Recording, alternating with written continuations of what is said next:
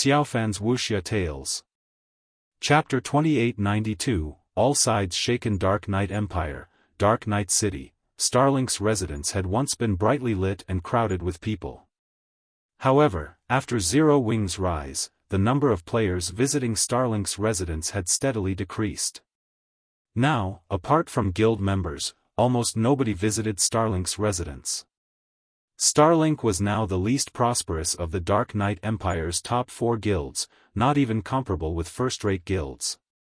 However, many people had gathered in the residence's top-floor meeting room, including representatives from the various superpowers and executives of many dark guilds. These people were here to discuss how to oppose the increasingly powerful Zero Wing in secret and the Outer World's invasion. Only, after everyone present read the report they just received, their complexions turned indescribably ashen. Has Cold Shadow lost her mind? She left mythology for Zero Wing? Is she not afraid of mythology's retaliation? Hasn't Cold Shadow always been at loggerheads with Zero Wing? What's up with this situation? It seems mythology is also stunned by this development. According to the reports I received, Cold Shadow seems to have planned this betrayal with her subordinates long ago.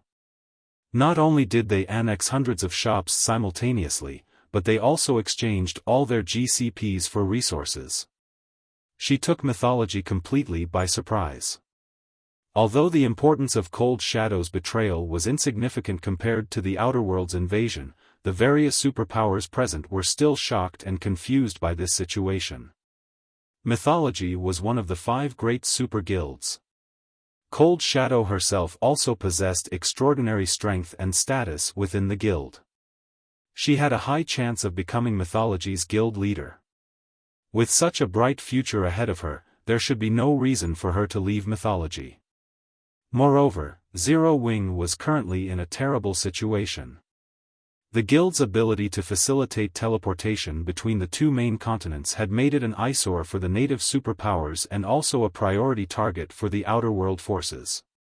Now that the Second War of Worlds had begun, everyone was steering clear of Zero Wing. Despite that, Cold Shadow had taken the initiative to join Zero Wing. The various representatives present simply couldn't wrap their heads around this situation. Some of them even suspected Cold Shadow of having a secret relationship with Xiaofan. Otherwise, why would Cold Shadow, a woman with a promising future, join Zero Wing, a guild in a precarious situation? All of you, be quiet. Lu Tiandi shouted as the babble in the room reached unbearable levels. Standing up, he said, although Cold Shadow's betrayal has increased Zero Wing's strength substantially, our plans remain unchanged. According to the information I obtained, over 10 Outer World superpowers will lead a portion of the NPC Conquest Army to the Twin Towers Kingdom and Starmoon Kingdom. To ensure the swift destruction of these 2 kingdoms, we must get the experts there to leave as quickly as possible. We must also get the players of the neighboring kingdoms and empires to distance themselves from these 2 kingdoms. Without the help of expert players, the 2 kingdoms will fall with only their NPCs and Zero Wing to defend them. The various superpowers representatives and the various dark guilds executives nodded in agreement with Lu Tiandi's words. Guild leader Lu, rest assured, we will mobilize all available personnel to lure the independent experts of those kingdoms and empires away. We won't let them assist Zero Wing.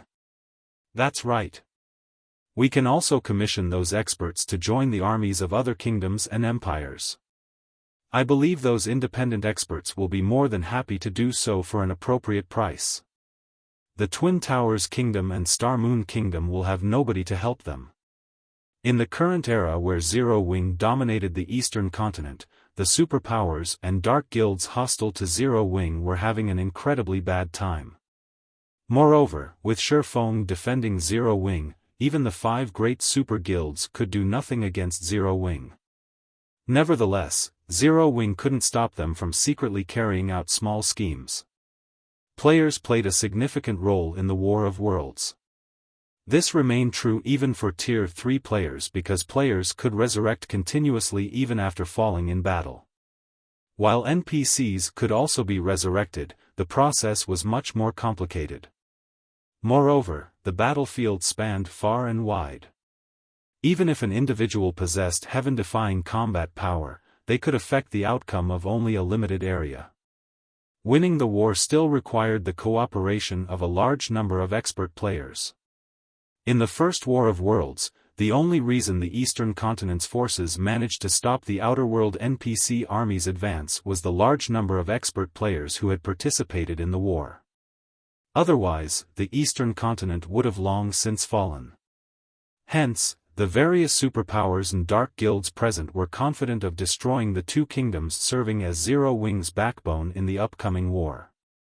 While the various superpowers and dark guilds were secretly colluding against Zero Wing, a large number of Tier 4 experts had gathered in the distant Orc Empire's ancient rock city.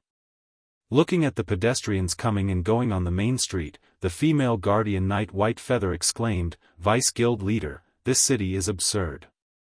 Not only does it have stronger defenses than a royal capital, but the number of Tier 4 NPCs here also surpasses even that of certain imperial capitals." White Feather had been living and developing in the Fire Dragon Empire all this time, so she was accustomed to the prosperous and powerful Flame Dragon City. Hence, no guild city had ever managed to catch her eye. However, after arriving at Ancient Rock City, White Feather had to acknowledge the city's magnificence. The number of Tier 4 NPCs visiting Ancient Rock City was especially amazing, practically comparable to Flame Dragon cities. Meanwhile, the presence of Tier 4 NPCs would greatly impact a guild city's defensive standard and the fortuitous opportunities available within it. It is indeed well developed. Even Mythology's main headquarters can't compare, Cold Shadow said, nodding in agreement. Originally, she still had some misgivings about her decision to join Zero Wing.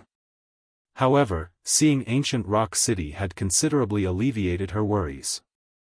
With Ancient Rock City's advantages, the city could repulse the various superpowers' attacks even if Xiaofan were absent. It also wouldn't have any problems fending off Mythology's retaliation. Moreover, given enough time, Ancient Rock City would not only attract a large number of players from the surrounding kingdoms and empires but also acquire increasingly better resources from the Orc capital city. Afterward, so long as the Eastern Continent succeeded in fending off the Outer World's army, it wouldn't be difficult for Zero Wing to become God's domain's strongest guild. Her only concern was that fending off the Outer World's conquest army wouldn't be an easy task. If the defense were mishandled, Zero Wing might even perish in the upcoming war. After thinking up to this point, Cold Shadow couldn't help frowning. She couldn't understand why Xiaofan had suddenly called for Tier 4 members like herself to gather in Ancient Rock City. Now that the Second War of Worlds was imminent, there was a lot of work to be done. It was especially important for them to recruit expert players from the neighboring kingdoms and empires. If they acted slowly, the other superpowers would definitely interfere with their plans. When Cold Shadow and her team of nearly 10 Tier 4 experts entered the City Lord's mansion, they were instantly stunned by the environment inside the building. Read latest chapters at Wuxia World. EU. Why are the operating principles of mana so clear here? The clarity inside Mythology's special secret land doesn't even come close, White Feather exclaimed. The special secret land Mythology had found and secured after paying a great price had an excellent environment that provided players with greater insight into the operating principles of mana. However, only a limited number of people could enter the secret land at a time, resulting in fierce competition among the guild's many Tier 4 experts and the Tier 3 experts seeking to get promoted to Tier 4. Moreover, even after one clinched a slot, they still needed to fork out a lot of resources to enter the secret land. One had to pay for these resources out of one's own pockets, the total cost of which was enough to make even Tier 4 experts wince. Yet, not only did Ancient Rock City's City Lord's mansion's environment surpass that of Mythology's special secret land, but there was hardly an entry limit.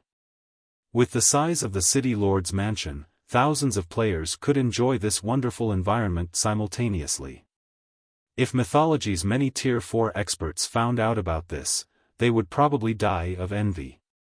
While Cold Shadow and the others were in a daze, Xiaofan, who had been waiting in the city lord's mansion for some time now, suddenly said, "All right. Now that everyone's here, let's enter the evil god's secret land." Chapter 2893, Natural Holy Land. Entering the secret land at this time. Cold Shadow was stunned and she saw Xiaofan instructing Zero Wing's executives to enter the evil god's secret land's entrance located on the second floor. She couldn't understand what was going through Xiaofan's mind. It wouldn't be long before the Outer World's NPC conquest army launched its invasion of the eastern continent. Meanwhile, even 10 Zero Wings wouldn't be enough to stop the advance of these armies. Zero Wing's top priority should be the recruitment of a large number of expert players to fend off the Outer World's players and NPCs, otherwise, only annihilation awaited the guild. Even without conducting any investigations, Cold Shadow was certain that the Eastern continent's various superpowers had already begun recruiting expert players themselves. If Zero Wing did not hurry, it would fall behind them. Hence, this was no time for Zero Wing's Tier 4 members to be raiding a secret land. However, when Cold Shadow saw Zero Wing's members entering the secret land one after another, she had no choice but to enter the secret land together with White Feather and the others. After all, not only was this the guild leader's arrangement, but the other Zero Wing executives did not voice any objections either. It wouldn't be appropriate for a newcomer like herself to express her views in such a situation. What Cold Shadow didn't know was that Fire Dance and the others had previously reminded Xiaofan of Zero Wing's situation. However, Xiaofan still insisted on carrying out this raid. His insistence on this raid was because he was certain that Apex combatants would play the main role in deciding the upcoming war's outcome. While low-tier expert players could indeed play an important role in wars involving kingdoms, empires, and even entire worlds, they were still significantly weaker than higher-tier players. Several thousand Tier 3 players were no match for one Tier 4 player in a large-scale battle. Similarly, several hundred Tier 4 players couldn't compare with one Tier 5 player. In a situation where the NPC combatants of both worlds were roughly equal, the players' Apex combatants would play a vital role. If the Eastern Continent's player forces lacked sufficiently powerful Apex combatants to influence the battlefield, no amount of Tier 3 players could change the war's outcome.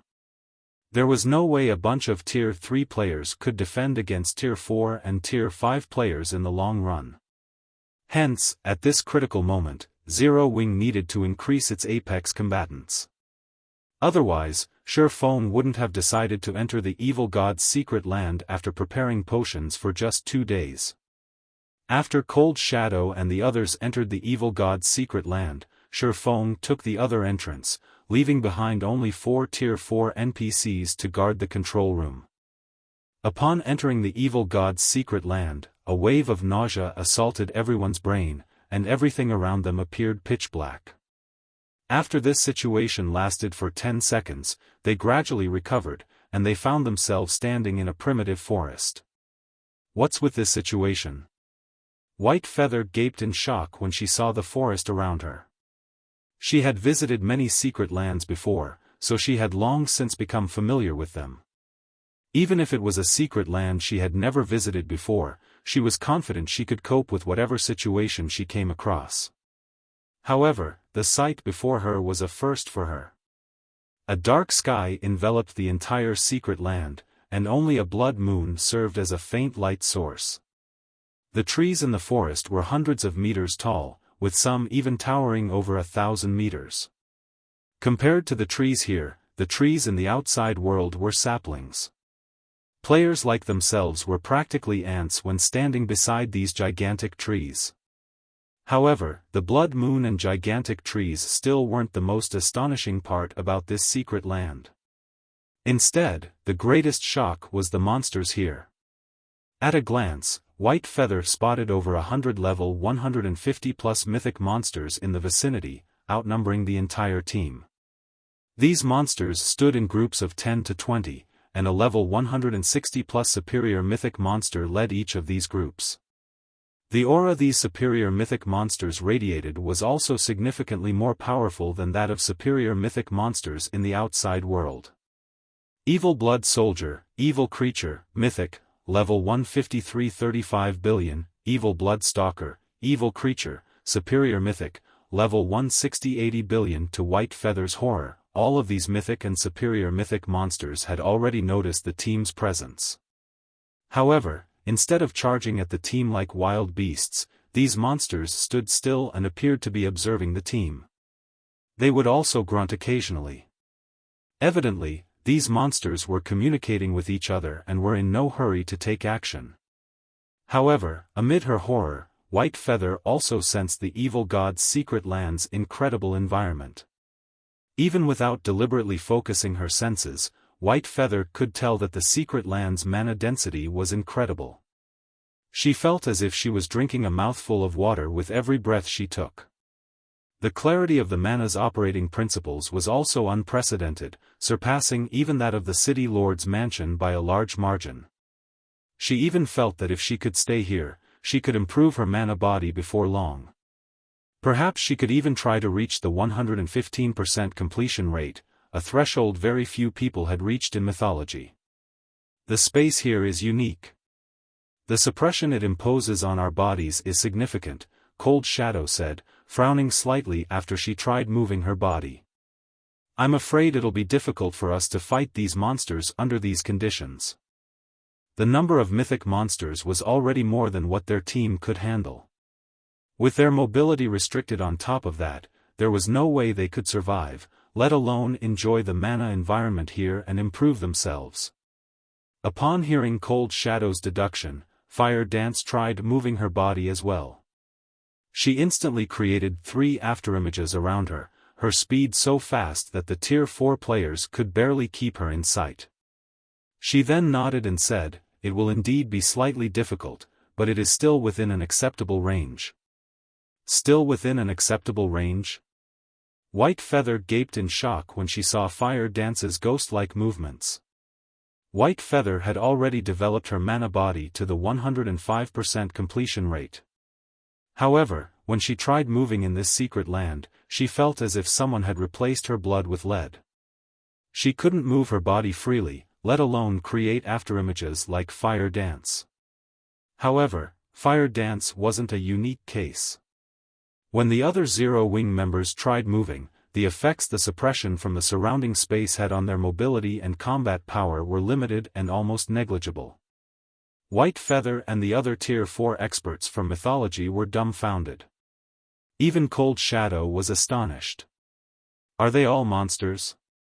It was understandable for Fire Dance to negate the secret land suppression, as she was the commander of Zero Wing's main force. However, what was up with the others? Cold Shadow herself faced a significant reduction in combat power in this secret land. Yet, Zero Wing's 60+ Tier 4 members fared better than her. In particular, Violet Cloud, Gentle Snow, and Aqua Rose appeared utterly unaffected by the secret land suppression. Meanwhile, after Xiaofan arrived in the secret land and tried moving his body, he smiled and thought to himself, "This evil god's secret land truly is paradise. The air is filled to the brim with powerful mana. Someone without sufficient control over the elements will face suppression from the space here. But if they stay here for a while, they'll receive great help in developing and creating mana bodies." Originally, Xiaofan had planned to rely on the ancient god's domain's environment to improve Zero Wing's members. However, he didn't need to do so anymore. The evil god's secret land was the perfect replacement. Moreover, players wouldn't have to waste time on training. Fighting the monsters in this secret land would more than suffice to let players familiarize themselves with mana's operating principles. This was because players could even sense the operating principles of mana's various elements in the secret land with their bodies. Hence, players simply had to fight and experience the ambient mana's operating principles repeatedly to improve their control over mana's various elements. However, when Xiaofan arrived, the surrounding mythic monsters immediately grew alert. Shortly afterward, a 40-meter-tall evil blood stalker clad in exquisite armor and holding a spear let loose a roar, inciting all of the monsters to charge at Zero Wings members. Damn it! Why are they charging at us all of a sudden? Cold Shadow frowned when she saw the oncoming monsters. Because of the secret land suppression, they might not even be a match for these monsters in a one-on-one situation. Over 100 of these monsters charging at them en masse was an absolute nightmare. Among those present, only Xiaofan could cope with the attacks of multiple mythic and superior mythic monsters simultaneously. However, Xiaofan wasn't an MT but a damage dealer. In front of high-intellect monsters, dealing high damage wouldn't be enough to attract their aggro. Only the mock skills of MTs could forcibly secure the aggro of these monsters. Xiaofan couldn't aggro all of these monsters to himself. Read latest chapters at Wuxia World. So, they've decided to get rid of everyone else before targeting me? How smart of them. Xiaofan smiled when he saw the evil blood soldiers and stalkers splitting up and targeting different players. Unfortunately, group tactics are useless against me. He immediately unleashed his mana domain and caught the evil blood soldiers and stalkers within it. The instant he did so, Cold Shadow and the others were dumbfounded. This was because Xiaofan was practically a god descending onto the mortal world at this time. Despite the mana domain holding no hostility to them, they still had their breath stifled. As for the oncoming evil blood soldiers and stalkers, Xiaofan's mana domain reduced their mobility by at least 50%. Some evil blood soldiers even had difficulty taking a step. Compared to the time Xiaofan unleashed his mana domain against Saint's Hand's Tier 4 experts, his current mana domain was significantly more powerful. Chapter 2894, Rapid Improvement. This is a real Tier 5? Cold Shadow and her subordinates were all deeply shocked by the strength Xiaofan displayed. The evil beast soldier's basic attributes far surpassed those of the average Tier 4 player. Even Tier 4 players wielding fragmented legendary weapons and had mana bodies developed to the 110% completion rate would have difficulty going up against these mythic monsters. Yet, Xiaofan had immobilized the 100+ evil blood soldiers after deploying his mana domain. If this mana domain were used against players, the results would be unimaginable. Cold Shadow and the others had already gotten a solid understanding of how powerful Tier 5 existences were from watching Xiaofan's fight against Beast Emperor and Saint's Hand. But it was only after experiencing Xiaofan's power in person that they understood the terror of Tier 5 existences. When subject to Xiaofan's mana domain, they would be fortunate if they could even move their bodies to launch an attack at him, let alone trade blows with him. Truthfully, this outcome gave even Xiaofan himself a bit of a surprise. He never thought that his mana domain would improve so much after equipping one legendary equipment. If it were before he had upgraded the Nightwalker's cape, his mana domain would reduce the mobility of monsters like the evil blood soldiers by 60%, at most. It couldn't have lowered these monsters' combat power by over 70%. I'll keep those 4 stalkers busy. You guys deal with those soldiers. Xiaofan commanded after seeing that the evil blood monsters didn't halt their charge. He then activated Blade Domain, created 4 magic swords, and launched them at the 4 evil blood stalkers. Although Blade Domain was only a Tier 4 legacy skill, in Xiaofan's hands, every magic sword carried power close to the Tier 5 advanced standard. Even superior mythic monsters couldn't take such powerful attacks. When the 4 magic swords collided with the evil blood stalkers, they pierced through the monster's armor like a hot knife through butter. The 4 stalkers let loose agonized cries on the spot, and a damage value nearing 300 million appeared above each of their heads.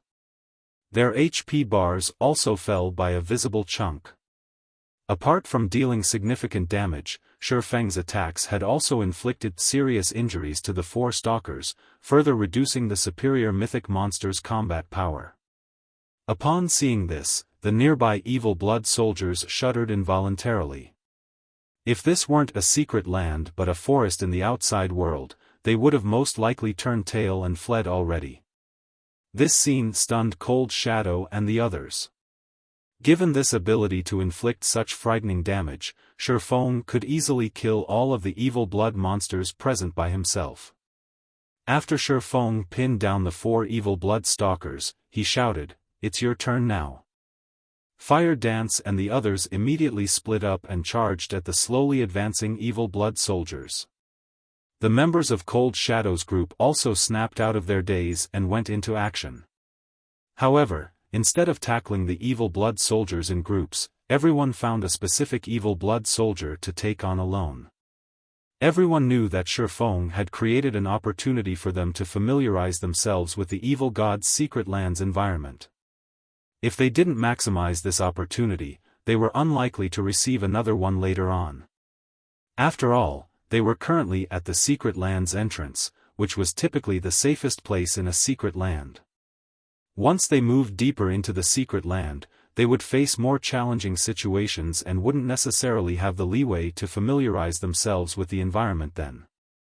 While Xiaofan could still take control of the situation, they naturally had to make the most of these evil blood monsters. For a time, Zero Wings members fought separate battles in the forest. All of them took on at least one evil blood soldier, while Fire Dance, Gentle Snow, Aqua Rose, Violet Cloud, Yen Tianxing, Yi Luofei, and Cold Shadow, among others, took on 2 or more evil blood soldiers simultaneously. Everyone placed themselves at the edge of danger to familiarize themselves with the operating principles of mana. Time passed quickly, 4 hours going by in the blink of an eye. Yet, even after 4 hours had elapsed, the evil blood soldiers' HPs remained above 99%. They were practically intact. Even the 4 evil blood stalkers Xiaofan fought had hardly lost any HP, all 4 of them retaining more than 80% of their HPs. However, while the evil blood monsters might have sustained barely any damage, all the Tier 4 players had made significant improvements. Initially, everyone's movements when fighting the evil blood soldiers had been awkward. Now, their movements were as smooth as flowing water, evidence that they had acclimatized to the ambient mana. However, they still would occasionally feel a sense of disharmony or blockage when using skills, spells, or combat techniques. So, this is how the various elements of mana work? While evading and blocking the attacks of 4 evil blood soldiers, White Feather had an epiphany. Her aura immediately skyrocketed in intensity, and she started having a much easier time dodging the mythic monster's attacks. Her mana body's completion rate had finally reached the 110% threshold. At this moment, White Feather felt as if all the questions she had accumulated before had received answers in one fell swoop, and a burst of power flooded her body. White Feather wasn't the only one to achieve a breakthrough. Many others did so as well. Cold Shadow had successfully pushed her mana body to the 115% completion rate roughly an hour ago. Gentle Snow and Aqua Rose achieved even more astonishing results. Before entering the evil god's secret land, the 2 had already developed their mana bodies to the 115% completion rate. Now, they had reached the legendary 120% threshold. They were truly monsters. At this time, Xiaofan even suspected that Gentle Snow and Aqua Rose could get promoted to Tier 5 should they wish. After all, the 2 of them were having too easy a time against the evil blood soldiers. Their grasp of the operating principles of mana had reached perfection. They were entirely capable of creating their Tier 5 mana bodies. After Gentle Snow and Aqua Rose was Violet Cloud. While she hadn't reached the 120% completion rate yet, she was very close. And after Violet Cloud were Fire Dance, Yen Tianxing, and Yi Luofei. While Zero Wings Tier 4 members were frenziedly sparring with the evil blood soldiers, large batches of NPCs came through the world passage one after another. Their arrival terrified the scouts the various superpowers had sent to monitor the world passage. It's over. It's over. Why are there so many Tier 4 NPCs? When the Tier 4 assassins saw the NPC army emerging from the world passage, despair filled their hearts. This was because Tier 4 NPCs composed roughly 1% of the NPC army. In other words, there was one Tier 4 NPC in every 100 NPCs in the army. At this time, the portion of the NPC army that had crossed over to the eastern continent already exceeded 10 million. This meant that more than 100,000 Tier 4 NPCs had crossed over to the eastern continent.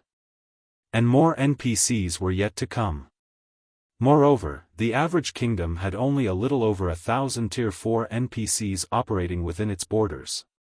Even if hidden Tier 4 NPCs were included, this number would only hover around 2,000 or 3,000. Tier 4 NPCs were not cabbages that one could find anywhere. Nevertheless, the outerworld forces had dispatched 3 times more NPCs than they had previously.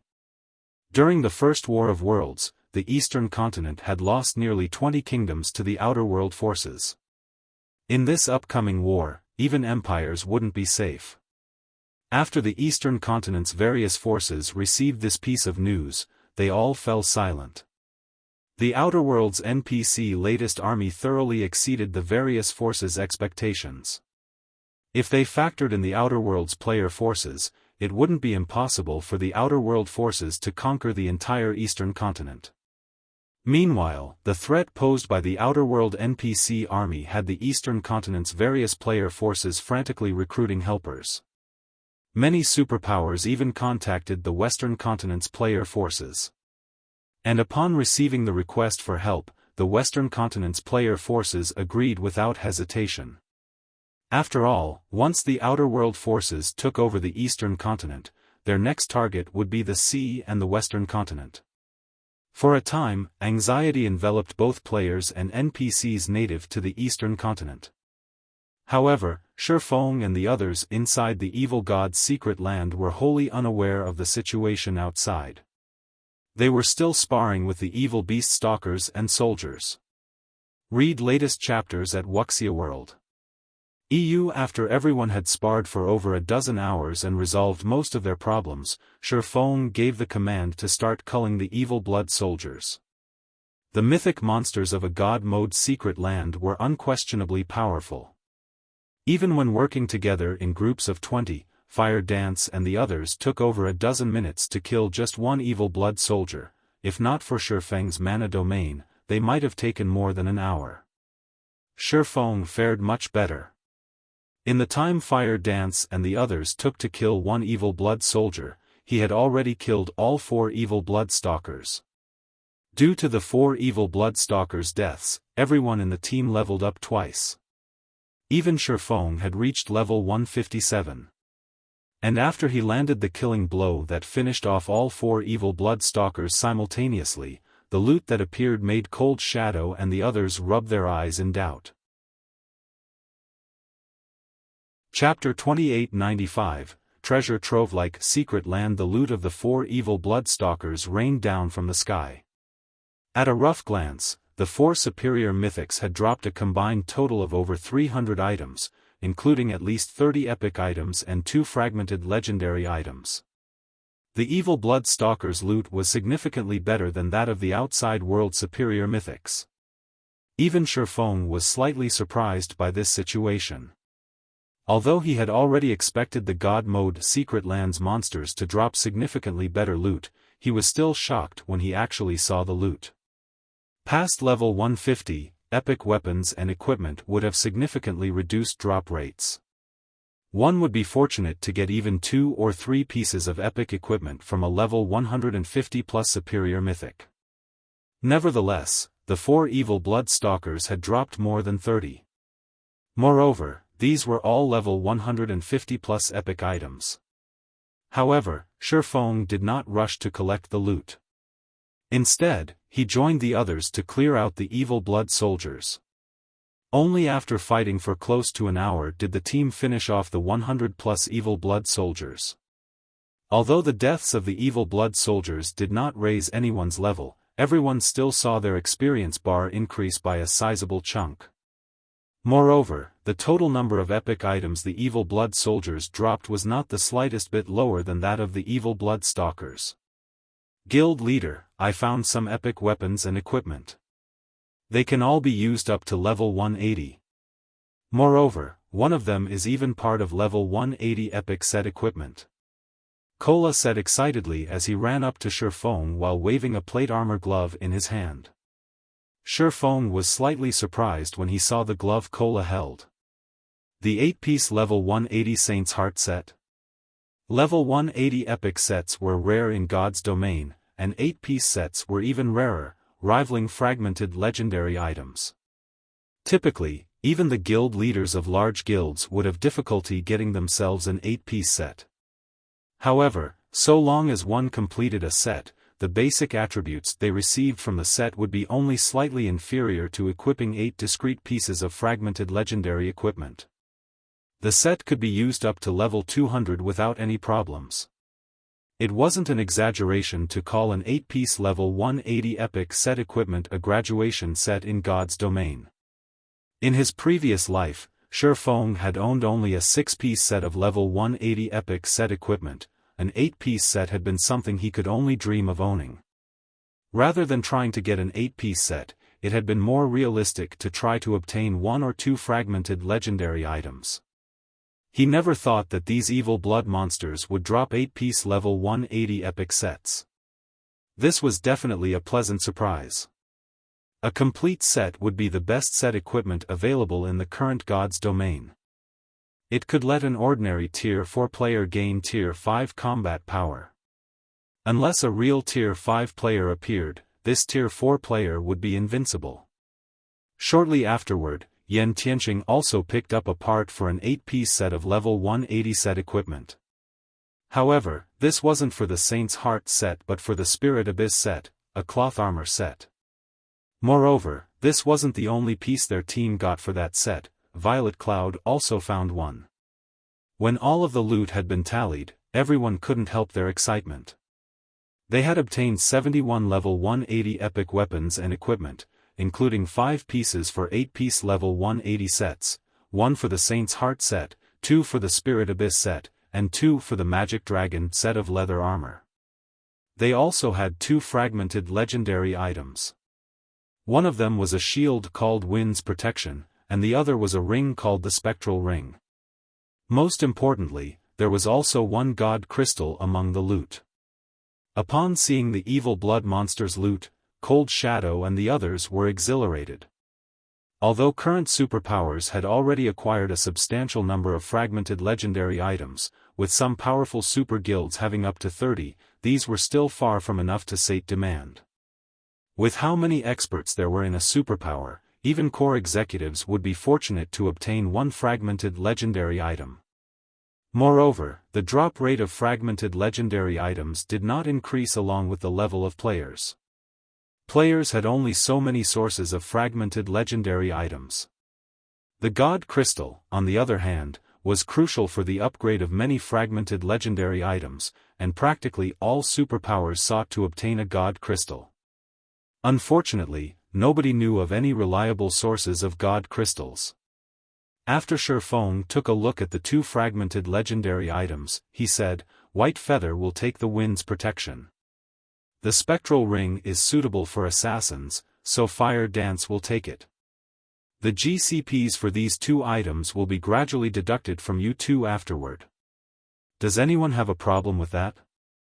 Upon hearing Xiaofang's decision, White Feather hurriedly tried to reject his offer, saying, "Guild leader Black Flame, I'm just a newcomer.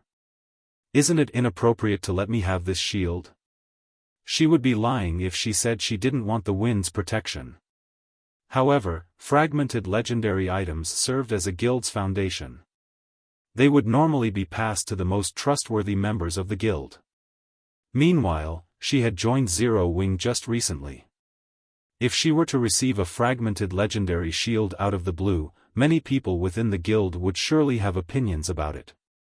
When White Feather tried to refuse the shield, Fire Dance said, "Little Sister White, you should take it. The guild leader naturally has his reasons for assigning the shield to you. Moreover, it's just a fragmented legendary shield. The other Tier 4 MTs in our team already have one. If you don't use this one, it'll just end up in the warehouse. Rather than let it collect dust, we would be better off increasing our team's combat power. Cola, Yi Wumian, and Turtledove nodded in agreement. Only 4 MTs were participating in this raid, and White Feather was one of them. If she didn't have a fragmented legendary shield, she would be in for a tough time later. Seeing that none of the 3 other MTs objected to Xiaofan's and Fire Dance's words, White Feather decided to accept the shield. Although she didn't voice her feelings, the sense of belonging she felt for Zero Wing increased significantly. She also secretly admired Zero Wing's generosity. Following this, Zero Wing's members continued exploring the evil god's secret land after an hour's rest. The team encountered many ambushes throughout the expedition, with some ambush parties having more than 200 evil blood soldiers. The combat tactics these evil blood monsters employed also became increasingly subtle. Initially, they only blindly charged at Zero Wing's members. Afterward, they began launching sneak attacks and relying on healers in combat. At one point, they even set traps for Xiaofan, incapacitating him for short periods. Fortunately, thanks to Xiaofan's presence, Zero Wing's team never suffered a catastrophic loss. After every battle, the dead were resurrected, and the team's combat power returned to peak condition. The team fought in the evil god's secret land for 4 consecutive days. Apart from logging off to rest and receive updates on the outside world situation, everyone spent the rest of their time exploring the secret land until they reached the inner region. By the time the team arrived in the inner region, everyone was at least level 165 already. Xiaofan had even reached level 167. Their leveling speed was astonishing even for Tier 4 and Tier 5 players. Past level 150, every level up required an astronomical amount of EXP. Tier 4 players would be fortunate if they could gain a level a day. Yet, Zero Wing's members had gained over 10 levels in the past 4 days. However, compared to their levels, what excited everyone more were the weapons and equipment they got. At this point, everyone in the team had already replaced their old items with level 180 epic weapons and equipment. The team had also obtained a total of 45 fragmented legendary items. Read latest chapters at Wuxia World. Even Xiaofan was astonished by this harvest. He never thought that a level 150+ God mode secret land would be such an amazing place. It was no wonder the various superpowers in the past had been so desperate to enter these secret lands. In addition to this harvest, the team had also completed 6 8-piece level 180 epic sets, 1 Saint's Heart set, 3 Spirit Abyss sets, and 2 Magic Dragon sets. The sight of these sets rendered Cold Shadow and her subordinates utterly speechless. In the current God's domain, level 150 epic sets obtained by players numbered less than a handful, let alone level 180 epic sets. After some deliberation, Xiaofan had decided to give the Saint's Heart set to Gentle Snow, the Spirit Abyss sets to Aqua Rose, Violet Cloud, and Luofe, and the Magic Dragon sets to Fire Dance and Yen Tianqing. Upon equipping these sets, the 6 players saw their combat power skyrocket. Now, their basic attributes were only second to Xiaofan's. Gentle Snow, in particular, had her strength attribute near the 70,000 mark, surpassing even ordinary level 150, Tier 5 NPCs. Lastly, Xiaofan had given the 24 God crystals they acquired during these past 4 days to Gentle Snow, Aqua Rose, and Fire Dance to upgrade their fragmented legendary equipment to legendary rank. Even Cold Shadow's eyes had grown bloodshot at this sight, envy filling her heart. At this time, Fire Dance, who was scouting ahead of the team, suddenly reported through the team chat, "Guild leader, I found a primordial ruin." Chapter 2896, Primordial Ruin. A primordial ruin? Xiaofang's interest was piqued when he heard the words, primordial ruin. Ruins were commonly found in secret lands, and they could be differentiated into ancient ruins and primordial ruins, depending on their era of creation. Of the two, primordial ruins were much rarer because they predated ancient ruins and the ancient era's residents had already explored and dismantled many of them. Primordial ruins that managed to last until the modern era were as rare as legendary items. Meanwhile, the primordial era was a time when gods flourished and ancient gods still wandered the land. With luck, one might even come across an item left behind by an ancient god inside a primordial ruin. "Where are you?" Xiaofan asked through the team chat. "A canyon stream in the south. There are many evil blood soldiers wandering here, probably more than 3,000. They seem to be guarding that primordial ruin," Fire Dance reported quietly as she observed the patrolling evil blood soldiers around her. "I also saw quite a few level 160+ superior mythic ranked evil blood priests walk into the ruin just now. I suspect they'll conduct some kind of ritual inside. However, the place is heavily guarded, so it'll be difficult for us to sneak into the ruin. The only way we can enter is by breaking through from the front." "Over 3,000 evil blood soldiers?"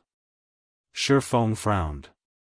If their opponents consisted of only several hundred evil blood soldiers, their team could still secure victory under his leadership. However, 3,000 evil blood soldiers was a number even he couldn't stop. Not to mention, there were bound to be many superior mythics as well. Even if he could withstand their assault, the others on his team couldn't. After all, these evil blood monsters weren't idiots. If all 3,000 evil blood soldiers used their tier 4 skills simultaneously, even Xiaofan wouldn't dare take them head-on. He would have to evade their attacks and kite them. After all, a tier 5 player would still take significant damage if a tier 4 mythic monster's attack struck him. Naturally, it would be even more impossible for tier 4 players to dodge and block so many tier 4 skills. It wouldn't matter even if a tier 4 player were at the world creation standard. This was because mythic monsters could keep up with the speed of tier 4 players, and thus could precisely aim and time their attacks. Let alone hundreds or thousands, just a few dozen evil blood soldiers working together would be more than enough to take down a tier 4 metric tons at the world creation standard. A team would need at least 3 or 4 tier 5 players to take on 3,000 mythic ranked evil blood soldiers adequately. Relying only on one tier 5 player and several dozen tier 4 players was simply impossible. Such a team would have to expend all its efforts just dodging and blocking the tier 4 skills and spells of the mythic monsters. In other words, while Zero Wing's team could defend itself against the army of evil blood monsters, it had no chance of defeating the army. "Guild leader, how about we take them on in batches?" Cold Shadow suggested. "Those soldiers might be numerous, but they aren't grouped up closely. It'll take some time for all of them to gather at a single point. We can use this time to kill some of them and retreat once their combatants have gathered. With sufficient repetition, those soldiers are bound to fall." After listening to Cold Shadow's suggestion, Xiaofan shook his head and said, "That is one way to do it. However, that assumes that the other side doesn't have any healers. Those evil blood priests are all capable of healing. Moreover, as superior mythics, their healing range should be massive. If I'm not mistaken, the soldiers are patrolling within the healing range of the priests. Once we attack the soldiers, the priests will heal the injured soldiers immediately. Unless we can one-shot those soldiers, there is no way we can outdamage a superior mythic's healing." Cold Shadow fell silent at Xiaofan's words. Choosing to kill the evil blood soldiers or the evil blood priests first didn't matter. Neither was a viable option. The evil blood priests' healing capabilities were simply too powerful. If the team didn't have the strength to kill several evil blood priests instantaneously and simultaneously, they couldn't deal with so many evil blood monsters. "Are we going to give up, just like that?" White Feather grew anxious. "That's a primordial ruin we're talking about." Even mythology had never found a primordial ruin. It had only ever explored ancient ruins. Even so, the guild had still reaped significant harvests from those ruins, particularly regarding the improvement of the mana body. Those harvests were the reason mythology's old monsters managed to develop their mana bodies so quickly. Meanwhile, a primordial ruin was far more precious than an ancient ruin. It wouldn't be strange if it contained treasures that could help players reach Tier 5 more easily. After all, primordial ruins dated from the era of the ancient gods. The legacies left behind in these ruins would be far superior to the legacies created during ancient and modern times. We're not completely out of options. After giving the matter some thought, Xiaofan said, however, this will be very risky. We might even suffer a team wipe. All secret lands had entrance limits. Depending on a secret land's rank, the entrance limit imposed on players would also differ. In the case of God Mode secret lands, players could enter only once every 10 days. If a player team suffered annihilation, they would be resurrected outside the secret land and would have to wait 10 days to re-challenge it. Meanwhile, the team's significant harvest in the evil god's secret land meant they didn't have to risk their lives for a primordial ruin. They could just continue hunting in safer parts of the secret land and raising their strength. Upon hearing Xiaofan's statement, Cold Shadow asked curiously, Guild leader, how confident are you? Roughly 30%, Xiaofan said. Of course, that's assuming nothing unexpected happens inside the ruin. 30? Cold Shadow did a double take at Xiaofan. This was already a very high success rate considering their opponents consisted of 3,000 plus evil blood soldiers and priests. She then said, I think we can give it a try. While it would indeed be unfortunate if we failed, in our current state, achieving further qualitative improvements in the evil god's secret land would be difficult unless we venture deeper into the inner region. However, there should be plenty of Tier 5 legendary monsters roaming there, and we don't know if we can defeat such a monster. Rather than take our chances against a legendary monster, we might as well risk our lives for a primordial ruin. It'll be a huge jackpot for us if we succeed. Tier 5 legendary monsters weren't easy opponents to defeat even if they had a Tier 5 player on their team, just like how Tier 4 players had great difficulty soloing a Tier 4 mythic monster. Moreover, a fight with a legendary monster inside the evil god's secret land would easily attract more legendary monsters. If 2 legendary monsters appeared, a team wipe was all but guaranteed. Only Xiaofan might escape alive. When Blackie, Cola, and the others heard Cold Shadow's reasoning, they, too, nodded in agreement. Their team's equipment standard had improved by leaps and bounds already, and further significant improvements would be difficult within a short time. Only 8-piece level 180 epic sets and fragmented legendary items could provide them with such improvements. Upgrading fragmented legendary items into legendary items was also highly dependent on luck, as not every fragmented legendary item needed only god crystals for their upgrade. Not to mention, the drop rate of god crystals was completely random. These weren't items that could be obtained on demand. Since you all see no problem with it, let's give it a try, then, Xiaofan said when he saw everyone's willingness to risk their lives. Entering the primordial ruin is actually a very straightforward process. I just need someone to attract the evil blood monster's attention. So long as a sufficient number of them get lured away, I will be able to enter the ruin. However, you must also make sure to pin down those lured monsters. Otherwise, if they flood into the ruin after me, I won't be able to do anything. Leave it to us, guild leader. Cola said, confidently patting his chest. If we 4 MTS take turns using our mock skills and life-saving skills, we can keep them busy for 5 minutes without any problem.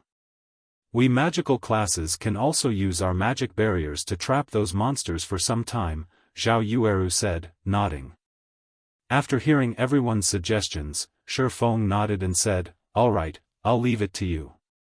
I'll try to explore the ruin as quickly as possible. When Xiaofan finished speaking, Fire Dance, Cold Shadow, and Yan Tianqing split up, moving in different directions. The 3 assassins attracted the evil blood soldiers' attention and lured them toward the appointed location. However, after attracting the attention of a certain number of evil blood soldiers, the three assassins had to activate their berserk skills and all sorts of life-saving skills to stay alive. Fortunately, they eventually succeeded in luring over 70% of the evil blood soldiers to the appointed location.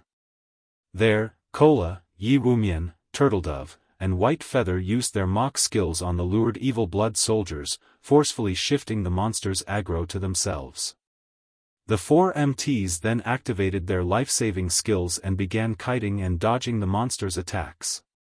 The healers standing in the distance also showered healing spells on the four MTs, repeatedly dragging them back from the jaws of death. Once the four MTs had the evil blood soldiers pinned down, Xiaofan, who was hiding near the primordial ruin, entered the void and dashed toward the ruin. With the Nightwalker's cape's ability, Xiaofan could cross several hundred yards with just one step. As if he had activated instantaneous movement several times consecutively, he crossed a distance of several thousand yards in just 2 seconds and arrived at the primordial ruins entrance. And before the evil blood monsters standing guard there could react to his arrival, he had already dashed inside. The instant Xiaofan entered the primordial ruin, the evil blood monsters in the vicinity went into a frenzy and swarmed toward him. The several evil blood priests kneeling inside the ruins' main hall also began chanting incantations and bombarded Xiaofan with Tier 4 curses, one after another. However, now that Xiaofan possessed a piece of legendary equipment, this degree of offensive was nothing to him.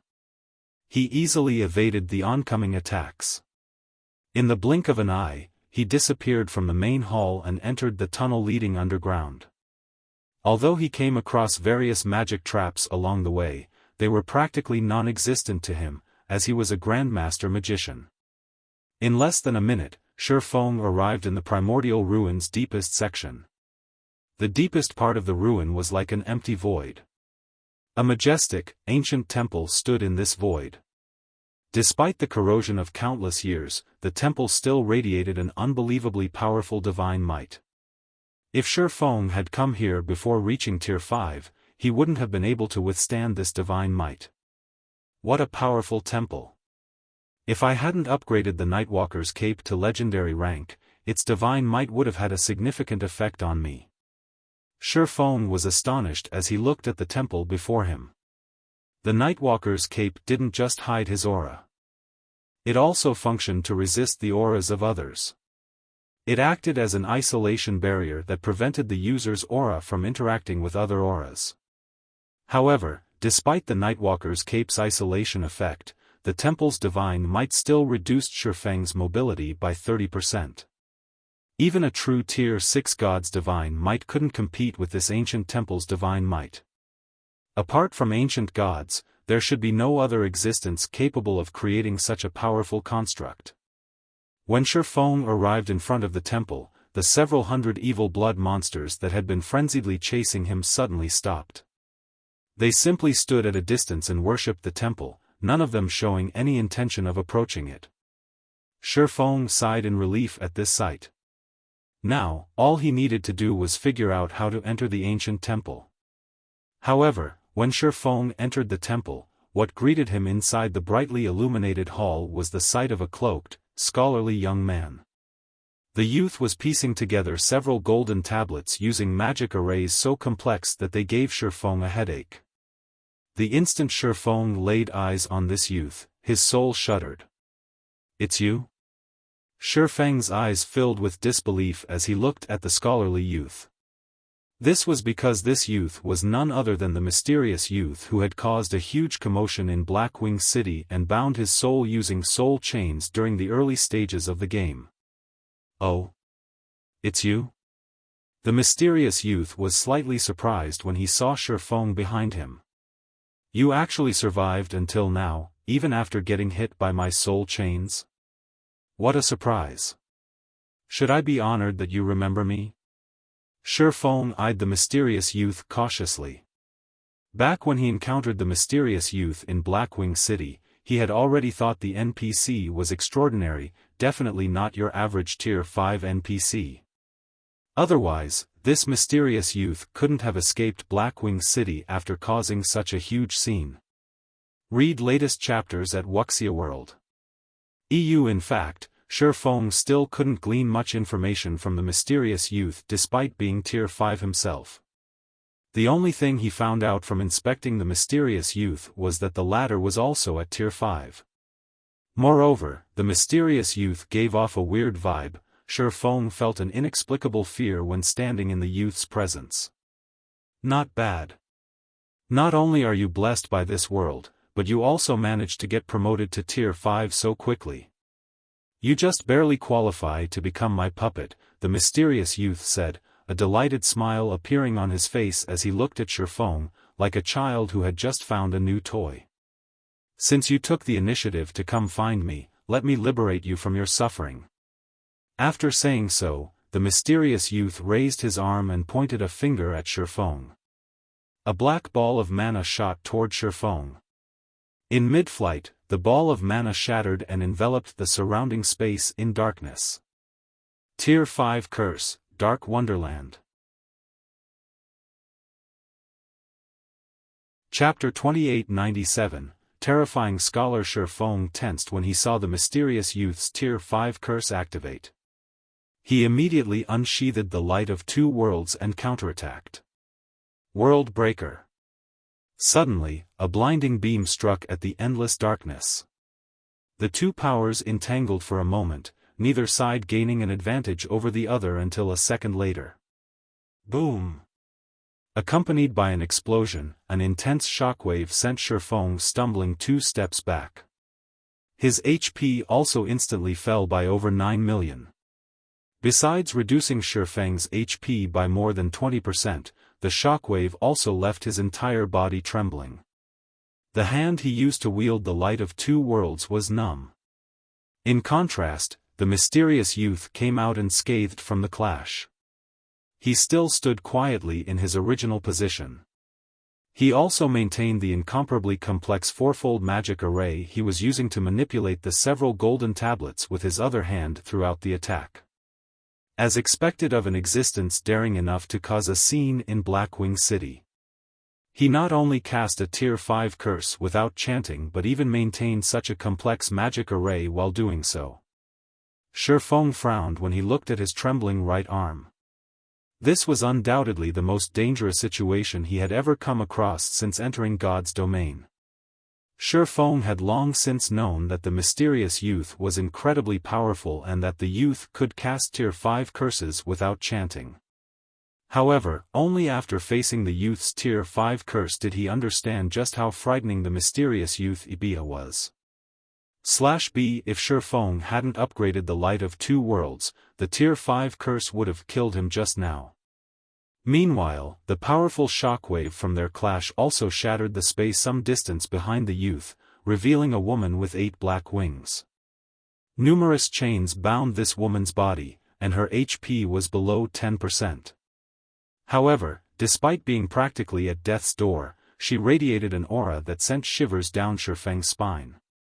How is this possible? Xiaofan was dumbfounded when he saw the 8-winged woman. A fallen angel. Moreover, a fallen archangel. A fallen angel of the highest order. Fallen angels possessed life ratings close to those of dragons. Meanwhile, fallen archangels' life rating surpassed even that of ordinary dragons. They almost rivaled divine dragons. Yet, the mysterious youth had incapacitated a level 180, Tier 5 fallen archangel with one hand.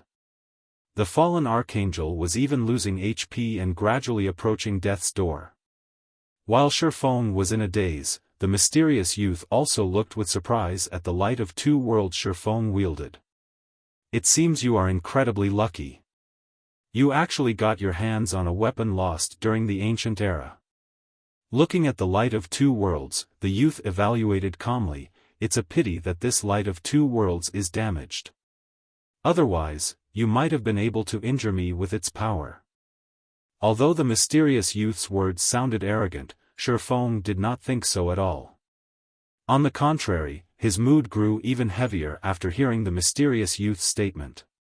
The mysterious youth could strangle even a Tier 5 fallen archangel to death.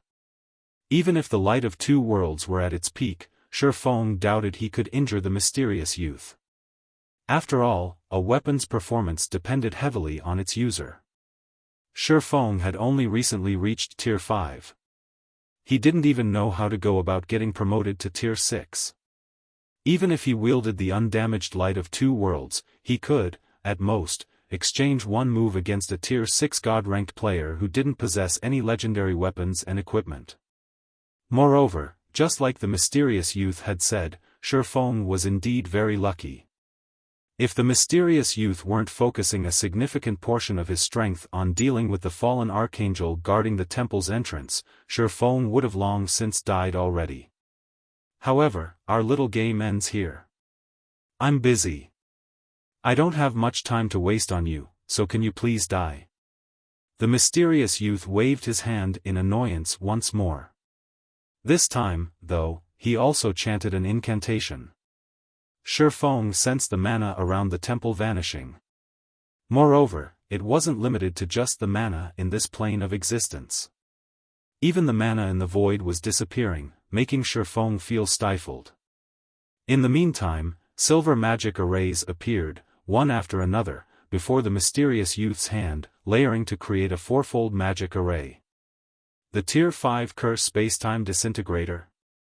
Xiaofang's complexion darkened like never before when he saw the gradually forming fourfold magic array. There were significant differences even among Tier 5 curses. Dark Wonderland was a Tier 5 intermediate curse, but the Spacetime Disintegrator was a Tier 5 peak curse. This attack could heavily injure even a Tier 6 god if it landed. Die. The mysterious youth gently pushed the fourfold magic array with his free hand. Suddenly, the space in front of Xiaofan began distorting and disintegrating. With the Tier 5 curse's speed and AoE, Xiaofan had no way to dodge or escape it in time. Moreover, even a Tier 5 defensive curse wouldn't have the power to stop this attack. Don't even think of killing me so easily. Looking at the oncoming attack, Xiaofan gritted his teeth and took out the greatest trump card in his bag, the Dragon Summoning Flute. He then injected the 3,000 advanced magic cores he had prepared into the flute. Immediately, space around Xiaofan began distorting as well. 5 gigantic figures flew out of the warp and instantly occupied a significant portion of the space around the ancient temple. Boom! Accompanied by the sound of an explosion, the sight of 5 level 180, Tier 5 dragons entered Xiaofang's eyes. The brief invulnerability Xiaofan received from using the Dragon Summoning Flute had helped him resist the spacetime disintegration, allowing him to survive the ordeal. However, Xiaofang's situation did not change for the better even after the 5 dragons appeared. When the mysterious youth looked at the 5 Tier 5 dragons, his expression remained completely unfazed, as if only 5 harmless lizards had appeared in front of him. He placed no importance whatsoever on their existence. The scholar? This summoner has found a troublesome opponent for us.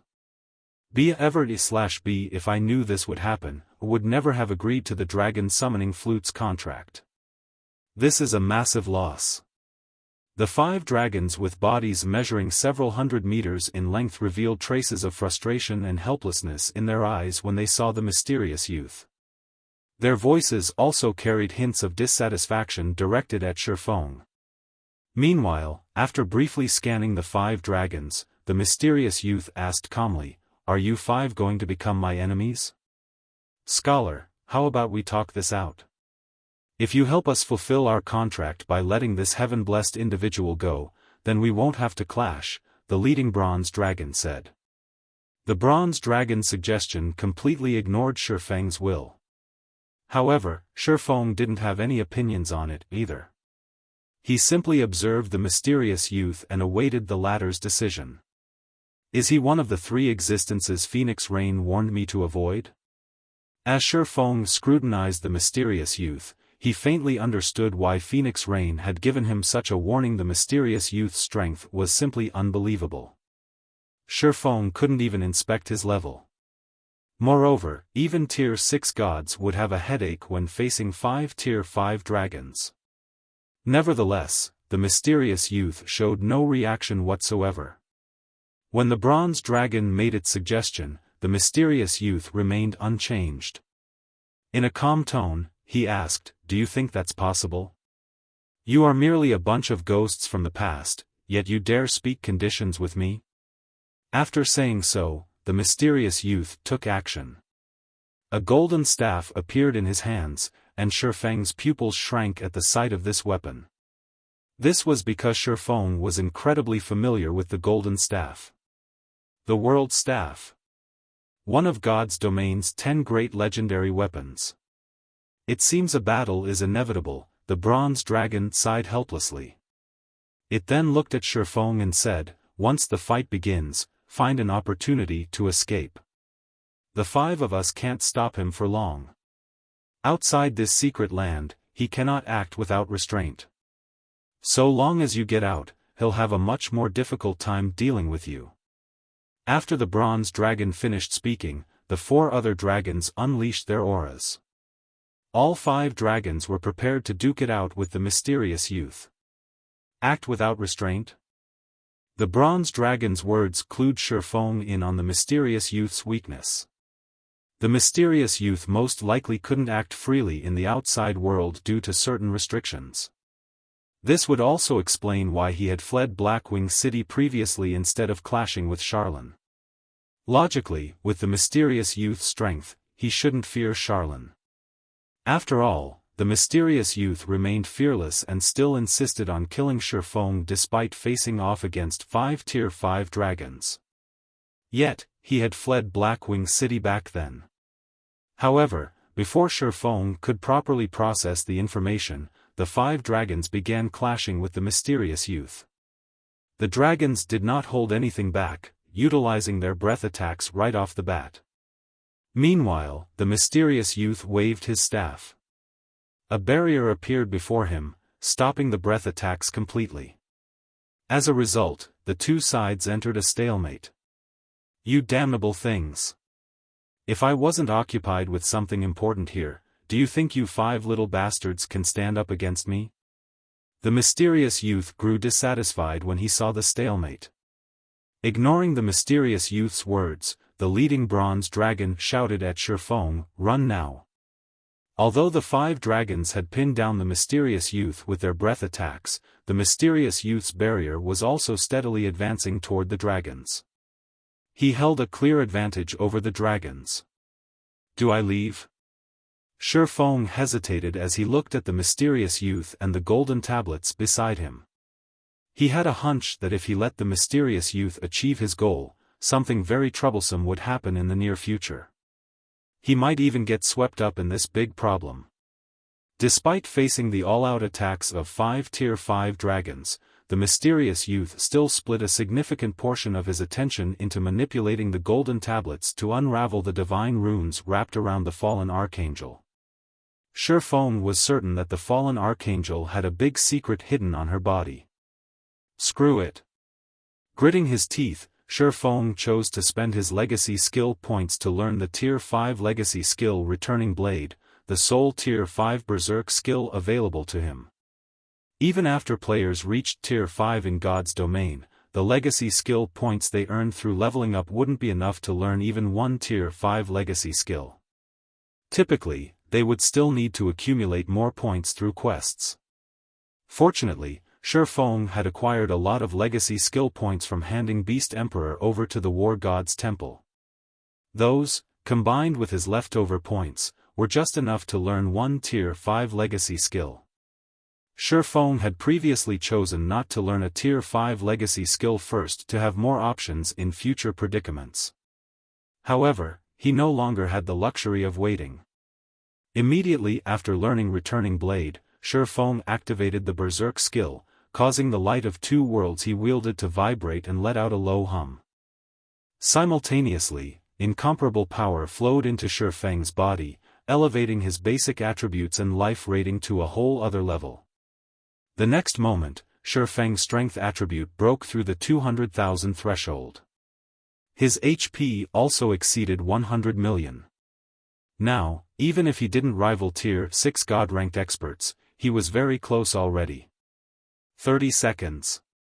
I need to foil his plans in 30 seconds. If I fail to do so, I must leave immediately. After taking a look at Returning Blade's description, Xiaofan found that the skill had a 45-second duration and a cooldown of 1 natural day. He estimated that escaping the evil god's secret land within 15 seconds shouldn't be difficult with his current basic attributes. After thinking up to this point, Xiaofan charged straight toward the restricted fallen archangel. Xiaofan didn't have the slightest thought of dealing with the mysterious youth. If even 5 level 180, tier 5 dragons were helpless against the mysterious youth, then his chances were even less. The only thing he could do in this situation was kill the fallen archangel and foil the mysterious youth's plans. After all, he had long since formed an irreconcilable grudge with the mysterious youth. If he didn't kill the mysterious youth, or the mysterious youth did not take the initiative to dissolve the soul chains binding his soul, he would still perish sooner or later, despite being a tier 5 player. In that case, he might as well use this opportunity to weaken the mysterious youth. For all he knew, he might even get to live longer. You bastard! The mysterious youth's complexion sank when he saw what Xiaofan was trying to do. Immediately, he began chanting an incantation. Tier 5 Curse, Dark Space. Numerous pitch-black chains emerged from the space above the temple and shot toward Xiaofan, preventing him from approaching the fallen archangel. Upon seeing the several hundred chains raining down toward him, Xiaofan immediately activated Divine Steps. Suddenly, 36 doppelgangers emerged from Xiaofan's body and dashed toward the fallen archangel from different directions. As these doppelgangers were invulnerable to attacks and Xiaofan could swap positions with any of them at any time, the mysterious youth had a headache dealing with Xiaofan. Catching Xiaofan alone using several hundred chains might be easy, but catching 37 individuals of Xiaofan's caliber was not. In less than 2 seconds, one of Xiaofan's doppelgangers reached the fallen archangel and executed an attack. However, before the doppelganger's attack could connect, several dozen chains immediately bound its body. Afterward, 6 more doppelgangers arrived before the fallen archangel, and the several dozen chains in the vicinity were insufficient to stop all of them. In the end, one of the doppelgangers successfully evaded the chains and executed a ruthless attack on the fallen archangel. Chapter 2898, Mana advances. The instant Xiaofan made for the temple's exit, the mysterious youth took action. Now that the mysterious youth no longer had most of his strength and attention tied up with the fallen archangel, he had recovered to his peak condition. With a wave of his staff, he summoned 3 fourfold magic arrays around him. Tier 5 Curse, World Severance. Tier 5 Curse, Spacetime Seal. Tier 5 Curse, Holy Spirit Collapse. Triple Silent Casting. Xiaofan was thunderstruck when he saw the 3 magic arrays. In God's domain, the difficulty of silent casting a spell increased along with the tier of the spell. Even tier 5 divine mages would have difficulty silent casting one tier 5 spell, while double silent casting tier 5 spells was something only the best among tier 5 magical classes could accomplish. Moreover, this applied only to tier 5 spells, not tier 5 curses. Only tier 6 gods could double silent cast tier 5 curses. As for triple silent casting tier 5 curses, Xiaofan had no recollection of anyone ever accomplishing this feat in his previous life. Nevertheless, the mysterious youth had accomplished this feat before Xiaofan could reach the exit. He suddenly found himself immobilized inside the void. In the end, not only was he forced to exit the void, but his mobility was also severely restricted by the surrounding space. A distorted barrier enveloped the entire temple hall. 6 pillars of light then appeared around Xiaofan, forming an intricate magic array that caged him. Afterward, the ground lit up with a divine glow, causing the mana within the affected space to disintegrate rapidly. Just as the mysterious youth was about to obliterate Xiaofan, the 5 dragons simultaneously chanted an incantation in the language of dragons. A 5-colored disk of light formed around Xiaofan, isolating him from the outside world. Boom! When the divine light dissipated, Xiaofan remained perfectly intact. However, the brightness of the disk of light protecting him had dimmed significantly as a result. Evidently, it could withstand only a limited number of attacks from the mysterious youth's holy spirit collapse. It wasn't an invincible defensive spell. The mysterious youth glared at the 5 dragons hatefully and said coldly, "A futile struggle. All of you will die here today." After saying so, the mysterious youth waved his staff, and the space within the temple darkened. Countless dark purple chains emerged from the void and instantly bound 3 of the 5 dragons, thoroughly immobilizing them. Only the leading bronze dragon and a fire dragon had managed to evade the chain's initial assault by relying on their skills. Xiaofan had also managed to evade the chains, thanks to his 36 doppelgangers. However, now that chain surrounded the entire hall, he was in a tight spot. With World Severance and Spacetime Seal acting on the hall, even a Tier 6 God-ranked player would have trouble breaking out, let alone a Tier 5 player like Xiaofan. It's all or nothing. Looking at the nearby distorted barrier, Xiaofan gritted his teeth and used the light of 2 worlds' second skill, Golden Soul. After he had reached Tier 5, the skill had also undergone a qualitative transformation. Instead of providing a boost to his perception and control of mana, it now upgraded the quality of his soul. Activating the skill would grant him a soul bordering that of Tier 6 gods.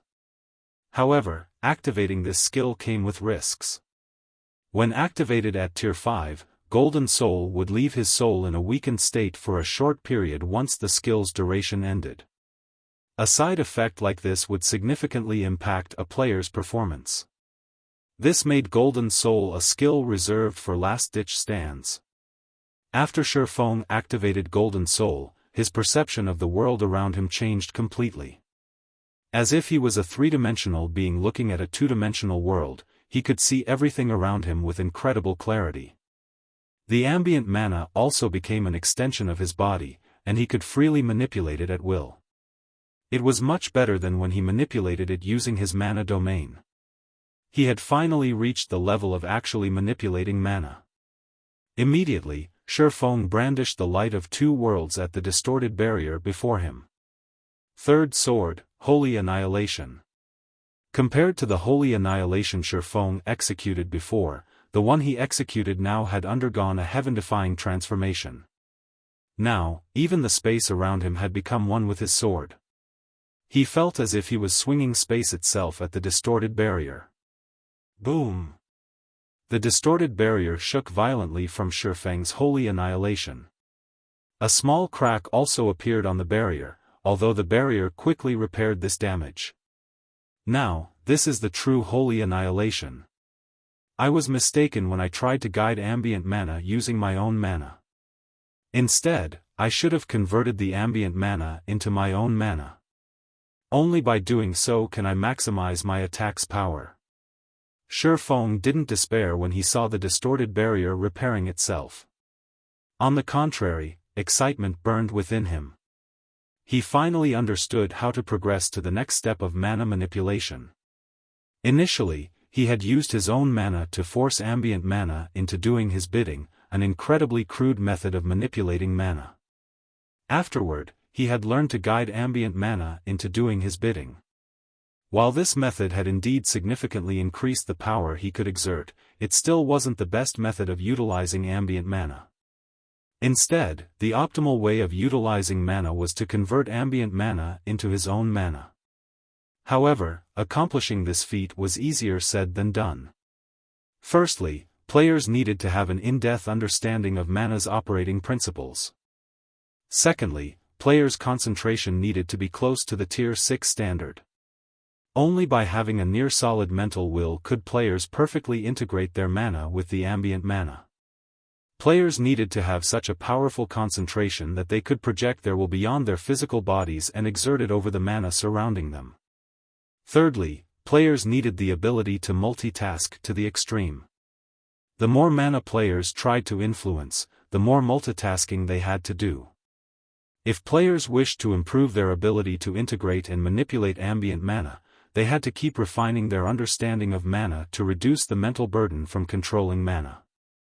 Meanwhile, after finding a clear path of advancement, Xiaofan began frenziedly executing Holy Annihilation against the distorted barrier.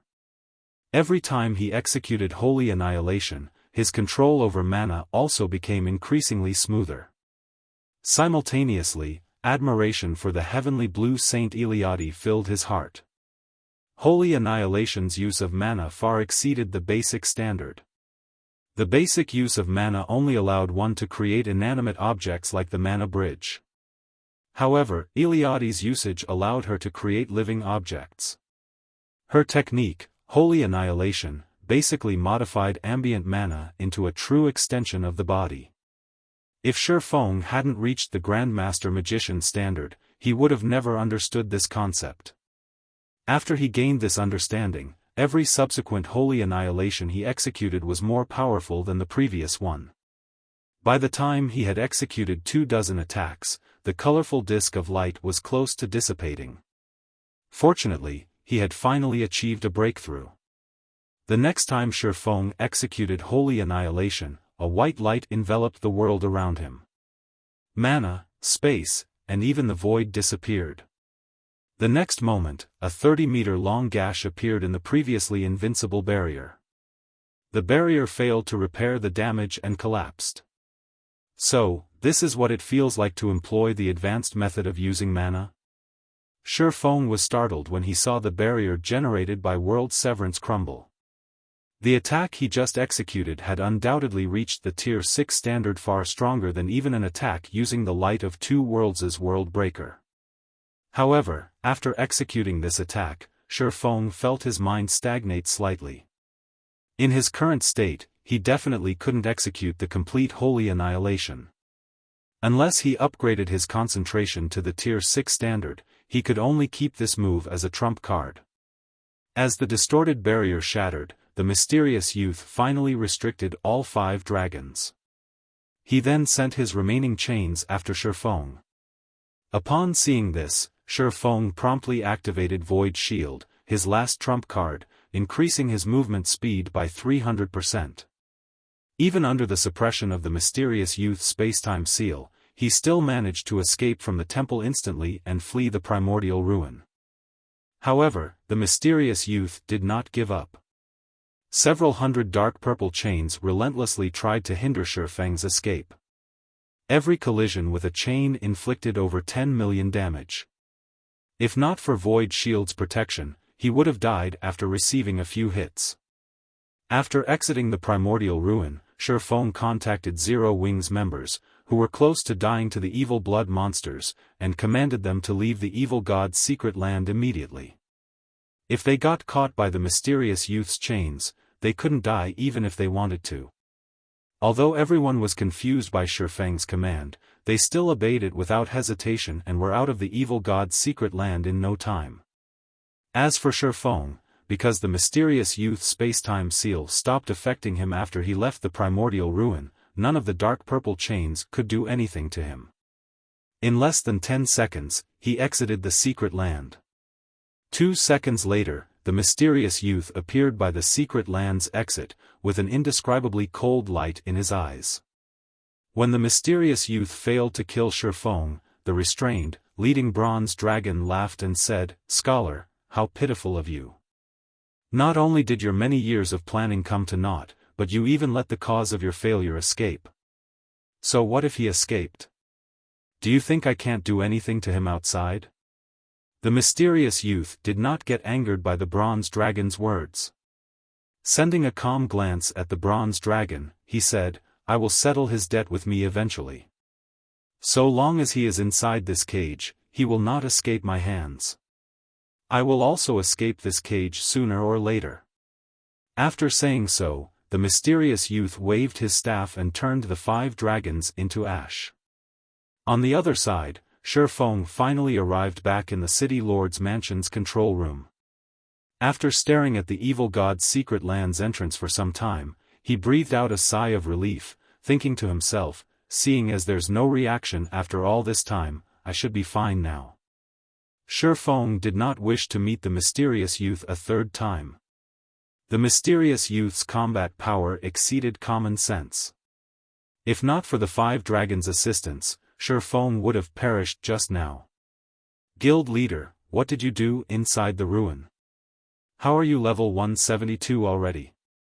Fire Dance asked in confusion after seeing Xiaofan exit the secret land. Xiaofan had only been level 167 when he entered the Primordial ruin, yet he was now level 172. He had gained 5 whole levels in a matter of minutes. His leveling speed was out of this world. When Xiaofan took a look at his own level, he, too, was slightly surprised. He never thought that killing a level 180, Tier 5 Fallen Archangel would grant so much EXP. Not to mention, he hadn't killed the Fallen Archangel by himself. What he had done was basically kill steal, so he hadn't received all of the EXP the Fallen Archangel granted. Yet, he still leveled up 5 times. Through this, he could tell just how powerful the Fallen Archangel was. If he had come across her under normal circumstances, he would have died without a doubt. You killed a level 180, Tier 5 Fallen Archangel? Guild leader, you're not lying to us, right? That's a Fallen Archangel we're talking about.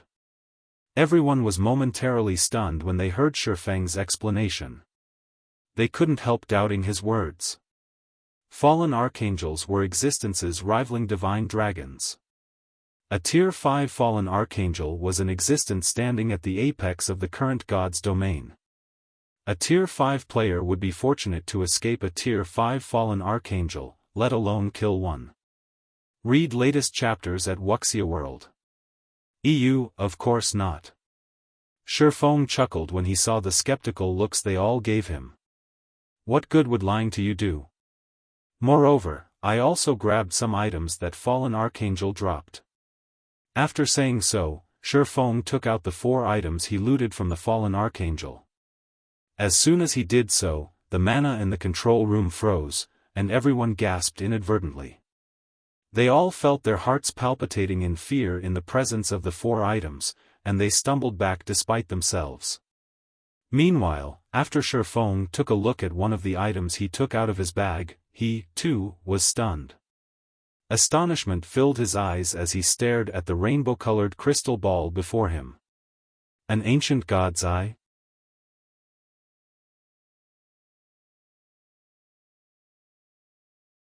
Chapter 2899, Ancient God's Legacy. When Xiaofan brought out the Ancient God's Eye, he wasn't the only one surprised by the item's identity. Cold Shadow, who stood nearby, also widened her eyes in shock. She couldn't help looking at Xiaofan, who had acquired this item, as if he was some kind of alien. An ancient god. Ancient gods were the oldest gods in God's domain. They were existences that had come into being along with God's domain. The many gods of later generations only managed to gain their strength because of the legacies from these ancient gods.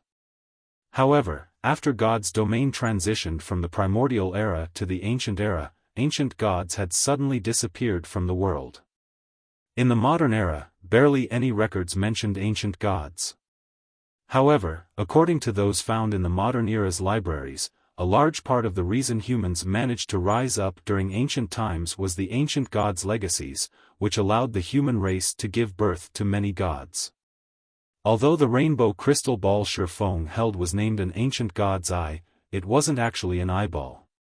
Instead, it was an ancient god's legacy. It was a legacy that could help players reach Tier 6. It was much stronger than the legacies of ordinary gods. No wonder that mysterious youth wanted to deal with the Fallen Archangel. Let alone a Tier 5 existence, even Tier 6 gods would covet an ancient god's eye. Realization dawned upon Xiaofan as he looked at the crystal ball he held. Ancient god's eye, divine artifact rank, consumable, this is a legacy item left behind by an ancient god. It records the ancient god's many legacies.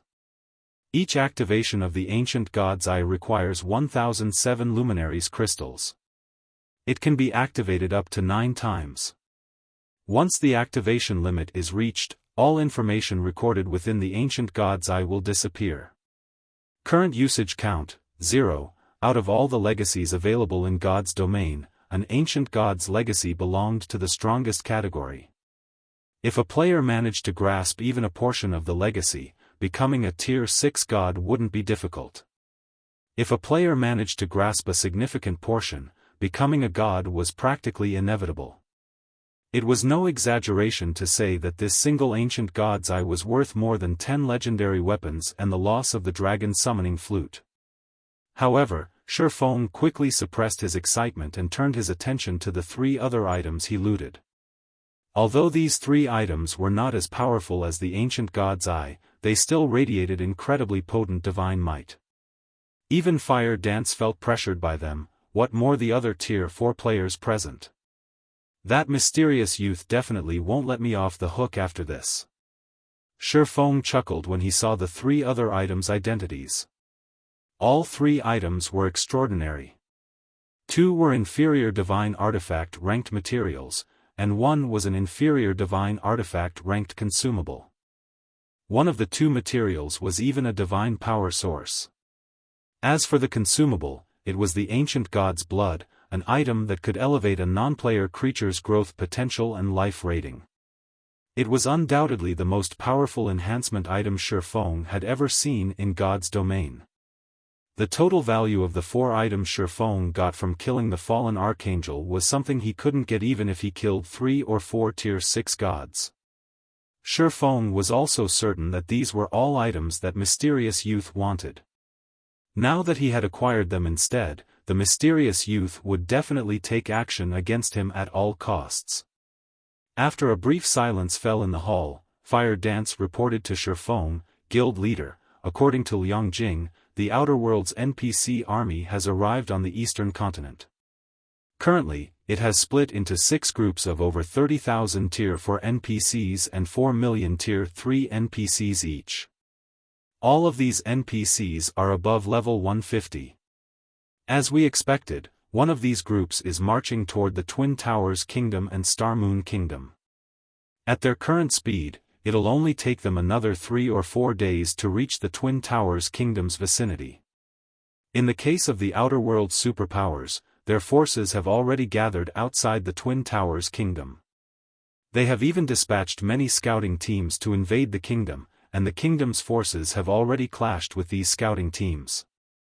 Although the 2 sides are at a stalemate now, it is only a matter of time before the kingdom's side loses.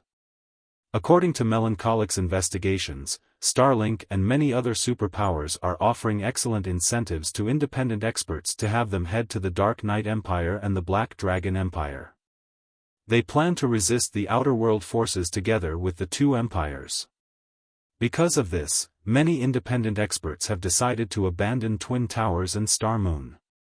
When Fire Dance finished speaking, Cold Shadow frowned and said, "How foolish these people are. Sticking with an empire's defensive line might be a good choice, but abandoning all resistance in the various kingdoms will inflict a severe loss to the various kingdoms' armies. All they're doing is giving the Outer World forces an advantage." Unlike for players, resurrection was a very troublesome process for NPCs. The Outer Worlds NPC army wasn't endless, either. Hence, if players worked together to defend the various kingdoms, repelling the Outer World forces was entirely possible. In the worst-case scenario, they could, at least, weaken the Outer World forces. Abandoning the various kingdoms outright and choosing to fight a decisive battle at the defensive lines of empires was an absolutely foolish decision. However, Xiaofan wasn't too surprised by this situation. Calmly, he said, "This is normal. Although players can recover the levels they lose with a little effort, finding replacements for the weapons and equipment they lose is very difficult. Given a choice, they will naturally prefer a more stable battle. Not to mention, with Starlink and the other superpowers' interference, it's only natural for independent players to abandon resisting in kingdoms and choose to fight in empires instead." In his previous life, the most astonishing aspect of a war between countries wasn't the number of player deaths. Instead, it was the weapons and equipment lost.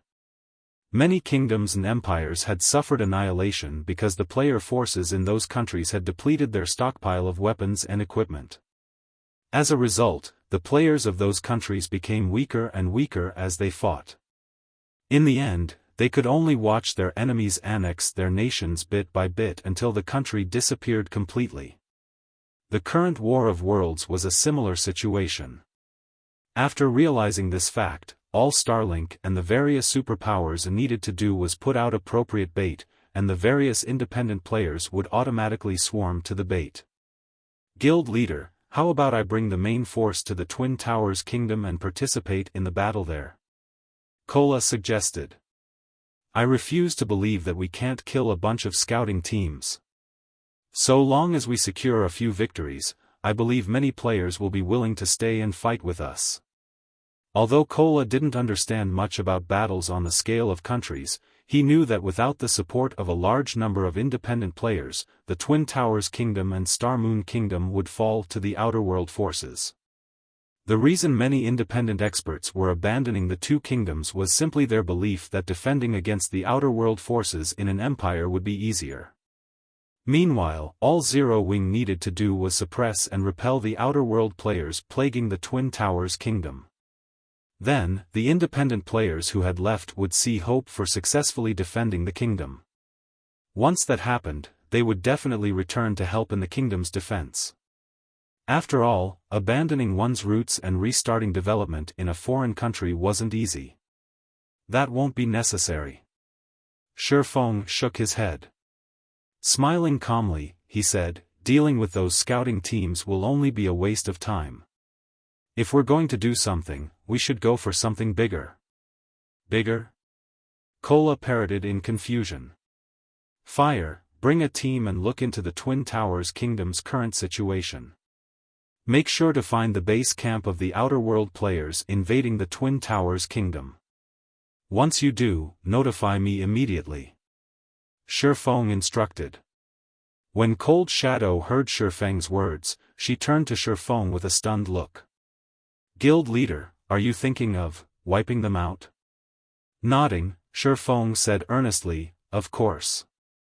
If Starlink and the other superpowers want to waste their time, let them. However, Zero Wing doesn't have that much time to waste. The real role of high-end combatants wasn't in defending strongholds but attacking the enemy's core combatants.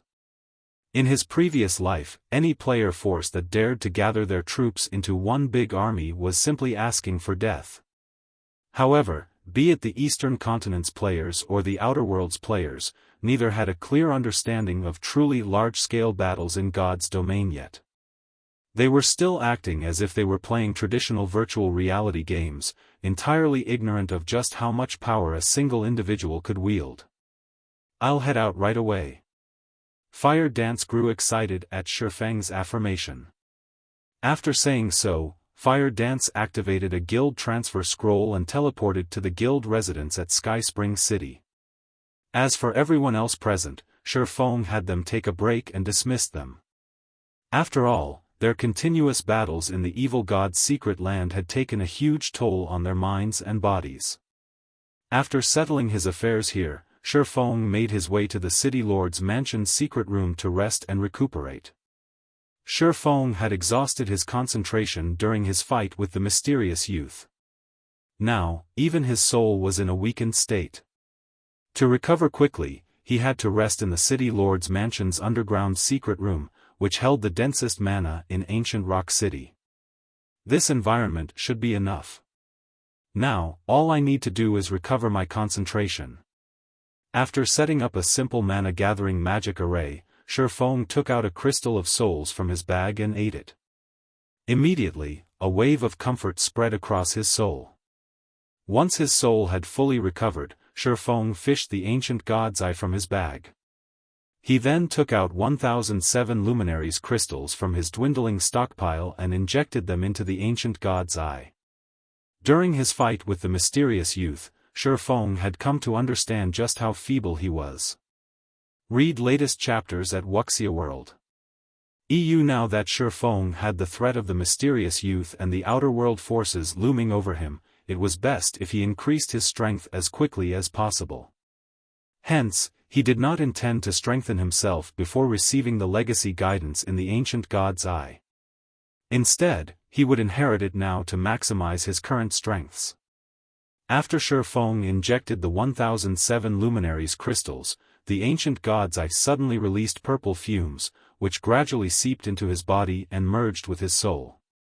The moment his soul came into contact with the purple fumes, Xiaofan suffered a splitting headache, and an unprecedented heat spread throughout his body. He felt as if someone was trying to cram an endless amount of knowledge into his brain, and his brain was working overtime and heating up as it tried to process all this information. This sensation lasted for several minutes before it gradually dissipated.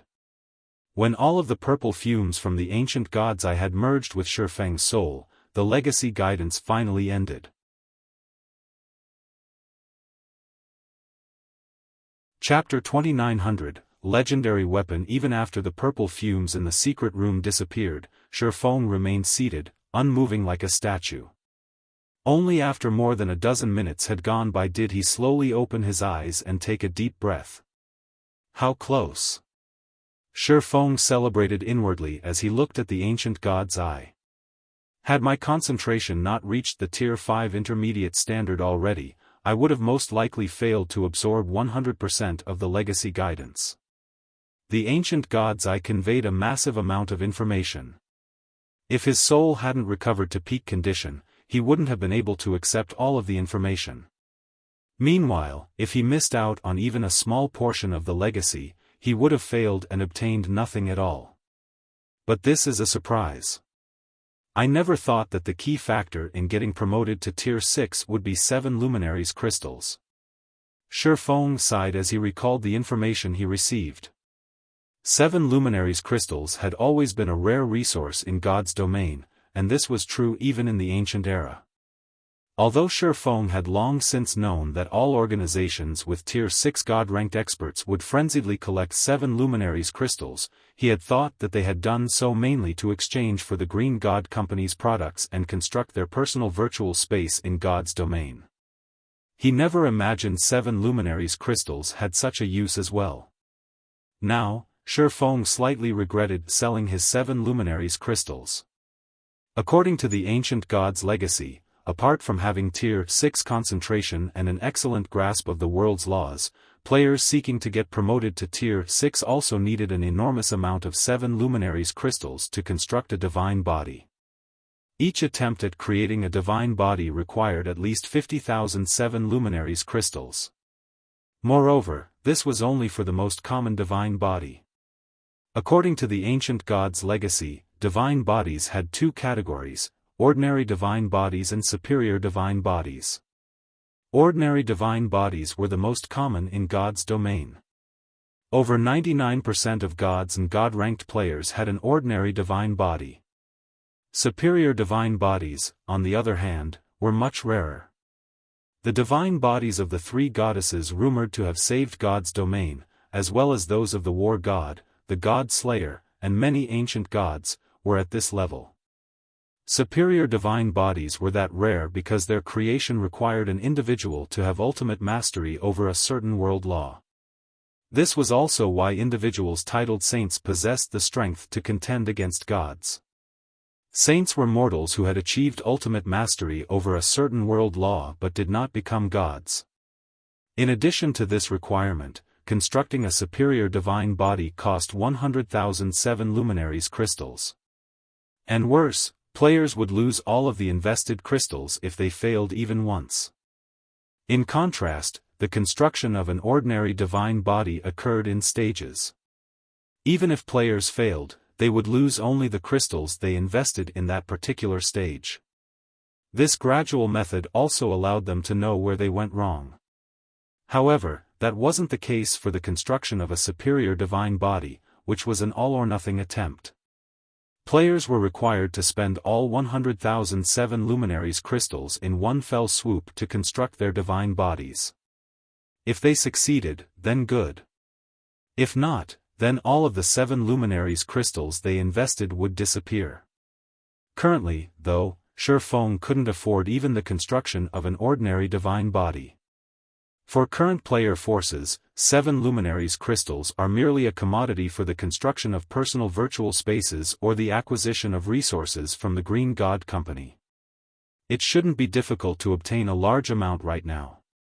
Xiaofan fell into deep thought as he recalled the information from the ancient god's legacy. Constructing an ordinary divine body shouldn't be a tough challenge, but a superior divine body is still far out of my reach. Achieving ultimate mastery in one world law is already extremely difficult. Not to mention, I also need to create the divine body itself. From the information he inherited, Xiaofan already knew what a world law was. The so-called world law was basically a type of advanced usage over the various mana elements. An example would be the Heavenly Blue Saint's mana technique Holy Annihilation. However, only after one could manipulate the various elements of mana at an advanced standard would one master a world law. Simply being able to execute Holy Annihilation didn't cut it. Currently, apart from his inadequate concentration standard, so long as Xiaofan collected enough 7 luminaries crystals, he could already get promoted to tier 6. The Heavenly Blue Saint's world law was the law of destruction, which covered the destruction of everything, even the most basic elements of mana. This was why Xiaofan managed to break through the mysterious youth spacetime seal and world severance with Holy Annihilation. Had Holy Annihilation been based on any other world law, he wouldn't have escaped the evil god's secret land with his life. The bottleneck many demigods faced after mastering a world law was in the creation process of a superior divine body.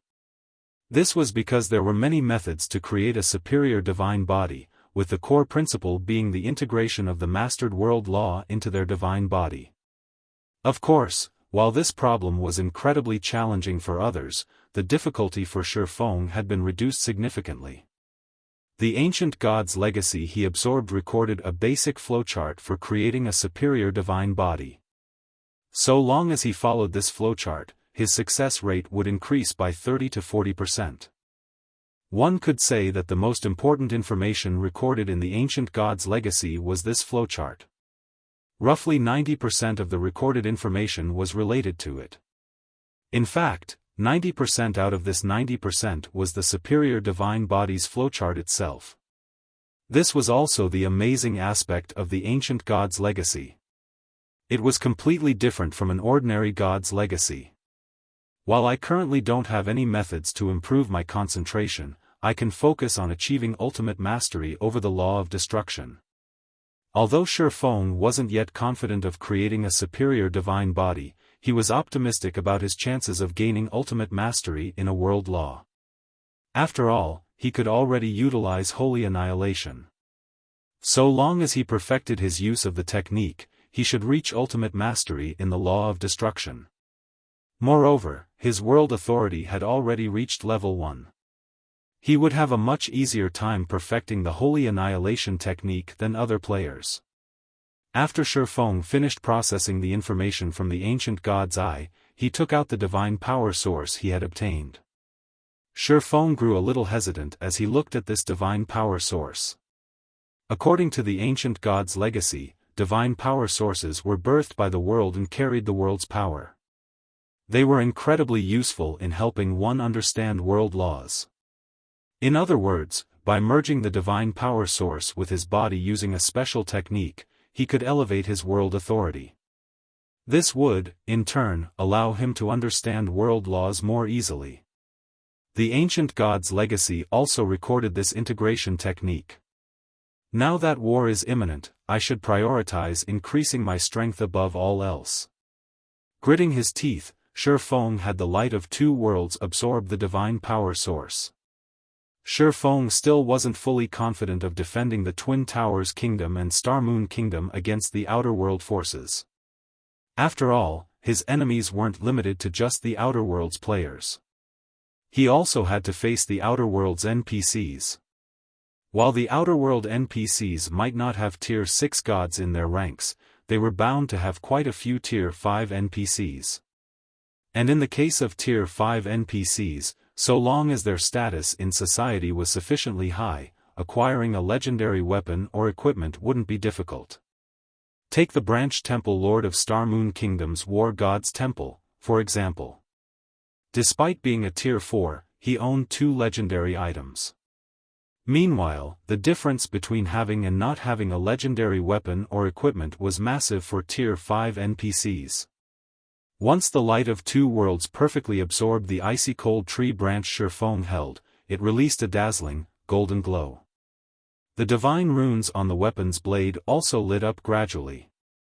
After several minutes, the divine runes on the sword's blade and hilt connected and became one. Boom!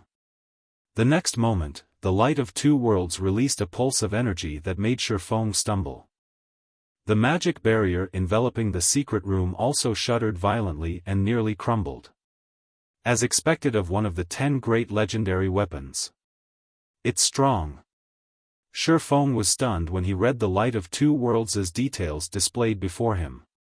Light of Two Worlds, one-handed sword, legendary rank, equipment requirement, strength 20,000, tier 3 attack power, 450% of strength, attack speed, 4% of agility, all attributes, increases according to the user's level. When equipped, attacks gain the mana annihilation effect, causing a spatial collapse in an area of 4 by 100 yards. Attacks have a 50% chance to deal 300% damage, attacks have a 20% chance to deal 500% damage, attacks deal 300% damage to targets under tier 6, attacks carry the mana destabilization effect, strength increased by 240%, agility increased by 210%, intelligence increased by 180%, endurance increased by 60%, attack speed increased by 200%, ignore levels plus 100, all sword-type skills plus 2 level, up to tier 6 peak, power of all attacks increased by 2 ranks, up to tier 6 peak, effect of mana increased by 150%. Additional passive skill world power, increases the user's life rating. Additional active skill 1 spatial slash, tier 6 for 6 attacks, increases strength by 1500%, power by 2 ranks, up to tier 6 peak rank at maximum, and attack range to 5,000 yards. Cooldown, 30 seconds additional active skill 2 golden soul, tier 6 upgrades the user's soul by 1 rank and world authority by 1 level, up to level 3, and reduces concentration consumption by 90%. Duration, 2 minutes cooldown, 1 hour additional active skill 3 world breaker, tier 6 consumes 10% of the user's concentration and mana to enhance the Light of Two Worlds, granting the weapon the power to break worlds for 1 attack. Forcibly increases the power of attack by 1 tier, up to tier 6 peak rank at maximum. Cooldown, 30 minutes created by the ancient god of light. The Light of Two Worlds possesses the power to cut all things. Looking at the basic attributes the Light of Two Worlds provided, Xiaofan finally understood why people wielding legendary weapons could transcend tiers. A tier 3 player wielding this thing could probably beat up tier 4 players. While holding the Light of Two Worlds, Xiaofan inadvertently recalled the several heaven-defying feats that had taken place in his previous life. Back then, players who had been lucky enough to get their hands on legendary weapons while still at tier 3 had actively hunted all sorts of tier 4 players. While the legendary weapons those players wielded weren't as strong as the Light of Two Worlds, the basic attributes those weapons provided had still been more than enough for tier 3 players to trounce tier 4 players. Only tier 4 players with highly developed mana bodies and several fragmented legendary items could contend against a tier 3 player wielding a legendary weapon. Read latest chapters at Wuxia World. EU. After Xiaofan equipped the Light of Two Worlds, his strength attribute instantly skyrocketed to 190,000. Now, he was only slightly inferior to the average tier 6 god-ranked player. Now, I can put up a fight even against tier 6 god-ranked experts. Xiaofang's confidence rose as he looked at the weapon in his hand. Now, even if he had to go up against the mysterious youth, he wouldn't be completely powerless to resist. Following this, Xiaofan began familiarizing himself with the fully recovered Light of Two Worlds. After training for 5 hours, he received a call from Fire Dance. "Guild leader, I've found their base camp. They're hiding in the Shadow Forest, outside the Twin Towers Kingdom."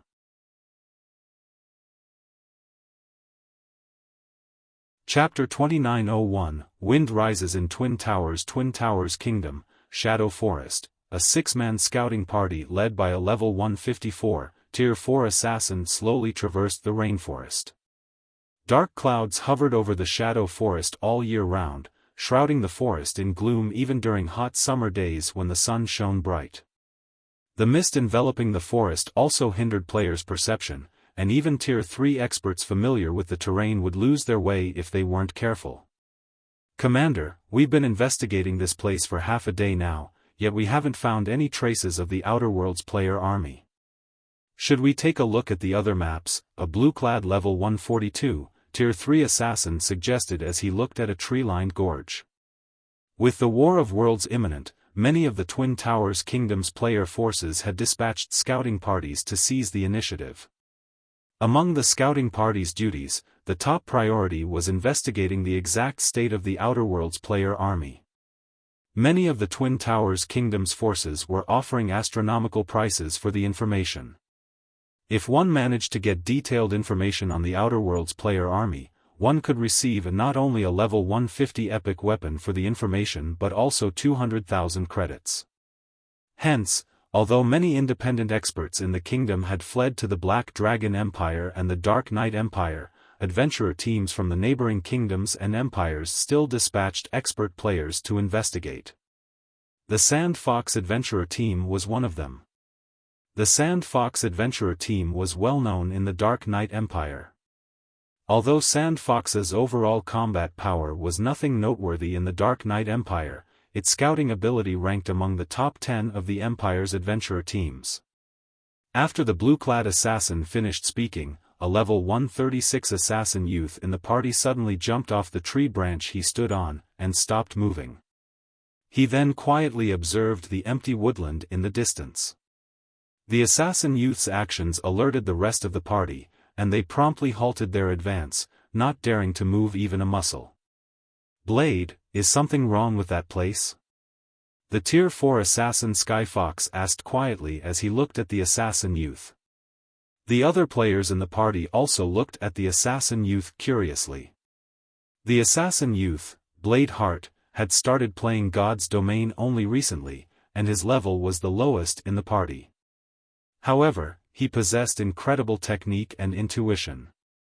Often, he would notice things that even their commander, Sky Fox, had failed to notice. This was why they had brought Blade Heart along on this scouting mission. After studying the empty woodland ahead for a while, Blade Heart said hesitantly, "I can't say for certain, but my gut tells me something is there." "What thing?" Sky Fox scrutinized the empty woodland. However, no matter how Sky Fox looked at the area, he failed to see anything out of the ordinary. Even his high-ranking identification skill didn't come up with anything. That empty woodland was nothing but an ordinary forested region. Let alone players, he couldn't even detect any signs of other creatures. However, several minutes after Sky Fox and the others continued their observation of the empty woodland, they spotted a 20-man team approaching the woodland. This team was incredibly strong. All 20 members were Tier 4 players, and also above level 155. The most inferior piece of equipment they wore was level 150 dark gold equipment, and the team leader even had 5 pieces of epic equipment. These people should be one of the Outer World Army's scouting teams. Why are they here instead of investigating the Twin Towers Kingdom? Blade Heart was confused when he saw this 20-man team. The Outer Worlds player army had dispatched a lot of experts to harass and investigate the Twin Towers Kingdom. Many of the expert teams sent were led by Tier 4 experts. The 20-man team they were seeing now was definitely one of the Outer World Army's elite forces. The other players in the party also grew confused and curious about this situation. Logically, a team of such caliber should have been dispatched to investigate the Twin Towers Kingdom's inner regions and even cause a huge commotion in the kingdom. After all, the average player force couldn't contend against such combat power. Only first-rate guilds could possibly take on such a team. While Sky Fox and the others were wondering why this team was in this deserted location, the 20-man team suddenly stopped in the empty woodland. However, none of them got off their mounts. Instead, they simply stood there as if waiting for something. Roughly 10 seconds later, the space of the empty woodland became blurry, and a tear in the space opened up. A magic barrier? Almost all players in God's domain knew of magic barriers. However, the scene that just took place still stunned Sky Fox and his team. None of them had known that magic barriers could be used in such a manner. Through the gap in the barrier, Sand Fox's members saw an ocean of players.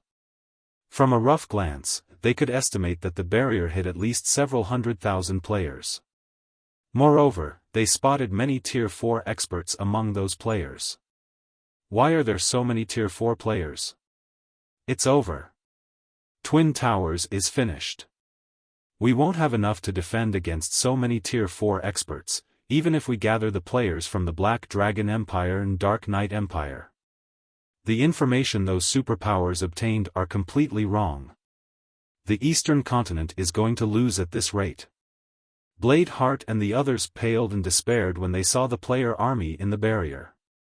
Although God's domain had given birth to many Tier 4 players already, they were still incredibly rare. It'll definitely suffer a loss afterward, Sky Fox said worriedly when he saw Xiaofan walking to the flying ship's bow. The battle at Ancient Rock City had boosted Black Flame's fame. He was publicly recognized as God's domain's strongest player.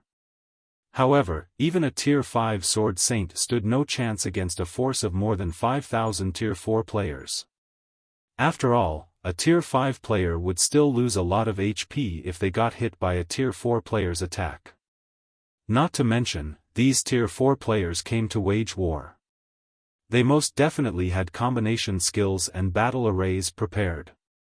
As soon as Sky Fox finished speaking, the magic barrier enveloping the empty woodland suddenly revealed itself.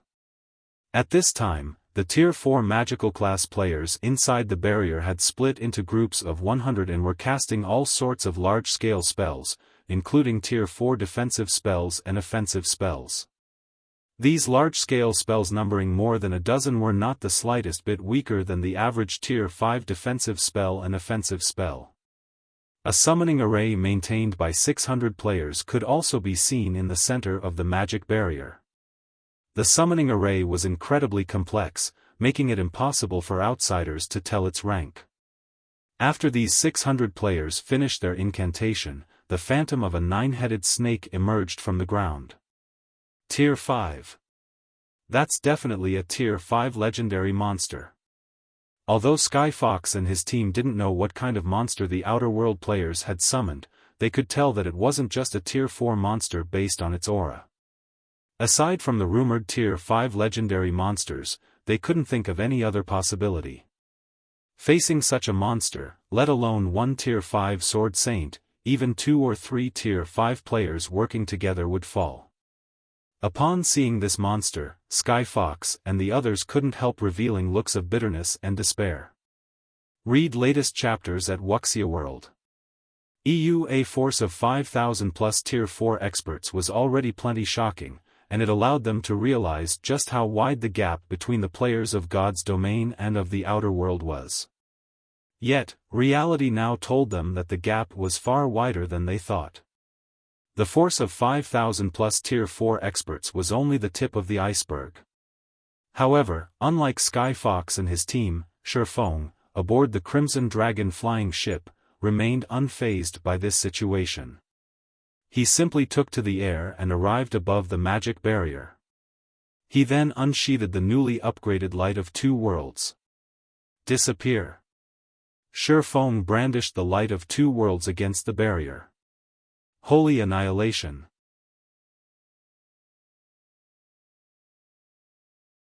Chapter 2902, Power of Tier 6. When Xiaofan brandished the Light of Two Worlds, a dazzling brilliance replaced the dark clouds overhead, and the sky itself descended to the ground. Boom! Boom! Boom! A series of deafening explosions rang through the forest, the effects of Xiaofan's attack stupefying Skyfox and the others. With just one attack, Xiaofan destroyed all of the Outer World players' offensive spells, as well as the magic barrier protecting the Outer World players. Only after destroying several more defensive spells did the brilliance Xiaofan's attack generated begin to dissipate. However, the areas Xiaofan's attack passed through were now devoid of mana. Moreover, the resulting shockwave was so powerful that it reached Skyfox's party several thousand yards away, sending the 6 players smashing into trees and stifling their breath. Isn't he a little too powerful? Skyfox and the others were at a loss for words as they looked at Xiaofan. All of them could tell that Xiaofan's attack wasn't a skill but a combat technique. Nevertheless, he had managed to destroy all of the Outer World players' offensive spells and most of their defensive spells. Even the Tier 5 Imperial Knight I saw previously wasn't this strong. Blade Heart exclaimed. Is this the strength of God's Domain's strongest player? Everyone in God's Domain had already gotten a clear look at Xiaofan's power during the battle at Ancient Rock City. However, compared to that time, the power Xiaofan had just displayed was on a whole other level. The Tier 4 combination defensive spells the Outer World players used rivaled Tier 5 defensive spells in power. Even Tier 5 NPCs needed quite a few attacks to break through a Tier 5 defensive spell. Yet, Xiaofan had destroyed multiple Tier 5 offensive and defensive spells with just one attack. Such power was beyond even Tier 5 NPCs. Xiaofan was practically a god who had descended to the mortal world. Black flame, is it? Fighting spirit ignited in Blade Heart's eyes as he looked at Xiaofan. I'm going to become as strong as him one day. At this time, Skyfox's party wasn't the only one shocked by Xiaofan's display of power. The millions of Outer World players were similarly thunderstruck. What? Why does this world have such a powerful player? He must be a demigod NPC in disguise. Even a Tier 5 player can't destroy so many large-scale defensive spells. Unlike God's Domain's players, the Outer World's players had a considerable understanding of Tier 5 existences. This was because there were already some Outer World players who had attempted to get promoted to Tier 5. Many superpowers had also clashed against Tier 5 legendary monsters before, with some even succeeding in slaying one. As far as the Outer World players knew, Tier 5 players could only hold their ground against legendary monsters. They couldn't solo one. Even experts at the Tier 5 peak standard couldn't. With so many Tier 4 players working together, they could heavily injure even a Tier 5 legendary monster, let alone a Tier 5 player. Hence, what just happened was simply unbelievable. However, unlike most of the Outer World players, the superpower executives in charge of the army reacted much more calmly to this situation. As expected of our primary target this time. I can see why 100 Ghosts is so afraid of him that they did not send anyone over this time, the 4-meter-tall man serving as the army's general said in commendation as he observed Xiaofan's hovering figure. No sooner had the giant man finished speaking than the female elf standing beside him said nonchalantly, he might be strong, but he's facing the Weeping God army now. He still isn't qualified to fight us alone. Nobody present rebutted the female elf's words. Some of them even revealed excited expressions. 9-player armies had crossed the world passage this time, every one of them established by the various superpowers. The Weeping God army was one of these 9 armies, and heading it was Land of Gods, one of their God's Domain's 7 great guilds, with the support of 4 other superpowers. And out of the 9-player armies, the Weeping God army ranked 3rd in strength. The reason behind the Weeping God army's name was its successful slaying of an ancient demigod, an existence far stronger than even Tier 5 legendary monsters. This brilliant achievement was also why the Weeping God army had accepted the task of taking down Zero-Wing supporting kingdoms. Alright. Although it is a little early, we'll summon the 9-headed world snake, the general said. He then turned to the female elf surrounded by dense bloodlust and said, "Wind, join the fight with your group as well. Let this world's natives know our power." Land of Gods had brought out their precious 9-snake summoning array to let all of God's domain's forces know of its power. This summoning array was also the main reason the Weeping God army had managed to slay an ancient demigod. However, one had to pay a colossal price for each use of the summoning array, and it could be used only 4 times. Moreover, controlling the 9-headed world snake summoned was incredibly challenging. The task required 9 players with excellent control over mana and 1 player with remarkable control over their physical body, in other words, an existence at the beyond domain realm. Anyone weaker than that would have difficulty controlling the world snake's gigantic body. The female elf named Nightmarish Wind nodded and led 9 tier 4 experts with incredibly powerful mana domains to the summoning array. All 10 of them then jumped into the illusory 9-headed snake's body. Immediately, the illusory 9-headed snake grew more tangible. Its size also increased. In just 3 seconds, the 9-headed snake's body, which originally measured around 100 meters in length, had grown to 1,000 meters. Meanwhile, when Xiaofan looked at the vast abyss in the middle of the forest, he couldn't help sighing ruefully. No wonder Tier 6 players rarely fought on the main continent. If 2 Tier 6 players clashed, they could probably erase an entire empire from the continent. World Breaker wasn't an AE skill. Even so, it had still wreaked such damage on the Shadow Forest's terrain. This was something Xiaofan never expected. Read latest chapters at Wuxia World. EU. After dealing a devastating blow to the Outer World army, Xiaofan showed no interest in hunting down the fleeing players. That would simply be too tedious. Moreover, his attack had killed at least 70% of the Outer World army's Tier 4 players, allowing him to level up to level 174. It was easy to surmise just how many Tier 4 and Tier 3 players he had killed. Meanwhile, players killed by a Tier 6 attack wouldn't be able to log into the game for some time. Even if a Tier 6 attack didn't specifically target the soul, it would still cause significant damage to souls. Hence, players killed by Tier 6 attacks would get barred from the game for some time, and their souls would fall into a weakened state for 5 or 6 days afterward. Xiaofan flew back to the Crimson Dragon flying ship and returned to Sky Spring City, leaving behind the fleeing Outer World army and the stupefied members of Sky Fox's party in the Shadow Forest. "Commander, what should we do?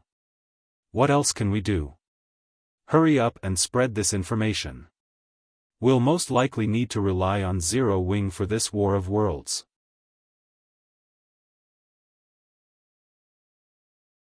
Chapter 2903, Fame Shakes God's Domain. Dark Knight Empire, Winter Night Border Fortress. With the opening of the Second War of Worlds, the Outer Worlds NPC army had appeared at the borders of many of the Eastern Continent's kingdoms and empires. Although no full-blown battles had taken place yet, many skirmishes had occurred already.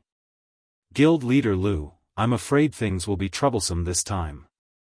The Outer Worlds NPC army is much larger than we anticipated. Although the Outer World player army we have to deal with is much smaller than those at the other empires, we'll still face a tough fight, even if we work together with the Empire's army," Hidden Cloud, the 5th floor master of the Super Guild 9 Heavens Pavilion, said with a frown as he read the latest report on the Outer Worlds NPC army. "If we can't even hold our side, there's no need to mention pushing back the Outer Worlds NPC army and taking Zero Wing's 2 cities in the Orc Empire." During the First War of Worlds, both sides had gathered all their forces at one location for a decisive battle. However, the Outer Worlds NPC army had acted differently this time, splitting into several dozen smaller groups and invading multiple kingdoms and empires simultaneously. Many of their targets were even empires holding strategic locations on the eastern continent. The forces the Outer World NPCs had invested into this second war were on a whole other level compared to before. Thus, many of the eastern continent's kingdoms and empires had no choice but to focus on defending their own territory. In this situation, even if the Twin Towers Kingdom and Star Moon Kingdom fell, Starlink and its several allied superpowers wouldn't be able to get the eastern continent's various kingdoms and empires to retake Star Moon Kingdom. And if Star Moon Kingdom remained in the Outer World NPC's hands, taking Zero Wing's lost ancient Rock City and Silverwing City would also be impossible. You can rest assured, Brother Cloud. According to the information I got, the several kingdoms neighboring the Dark Knight Empire that aren't under attack are already mobilizing their troops to the Dark Knight Empire, Lu Tiandi said, assuaging Hidden Cloud's worries. Once these kingdoms' armies arrive, combined with the players we have here, defending against the Outer World's NPC army shouldn't be difficult. As for Zero Wing's 2 guild cities, it doesn't matter even if we can't acquire them fully as planned. Once the Twin Towers Kingdom falls, Zero Wing will have to beg us to help defend Star Moon Kingdom to keep those 2 cities. At that time, let alone obtaining shares to those 2 guild cities, we might even be able to acquire shares for Zero Wing City. After hearing Lu Tiandi's words, Hidden Cloud nodded in agreement. Although there was a slight change to their plans, the overall situation remained in their favor. The Dark Knight Empire had an advantage in players over the Outer World army, so it wouldn't be difficult to repel the enemy. After all, players did not fear death, unlike NPCs. Moreover, the Dark Knight Empire had opened its treasury to players this time. Players fighting for the Empire would receive contribution points if they managed to kill the Outer World NPCs, and these points could be exchanged for weapons and equipment. Hence, the Empire's players no longer had to worry about running out of weapons and equipment. The only uncertainty left in their plan now was Zero Wing's decision.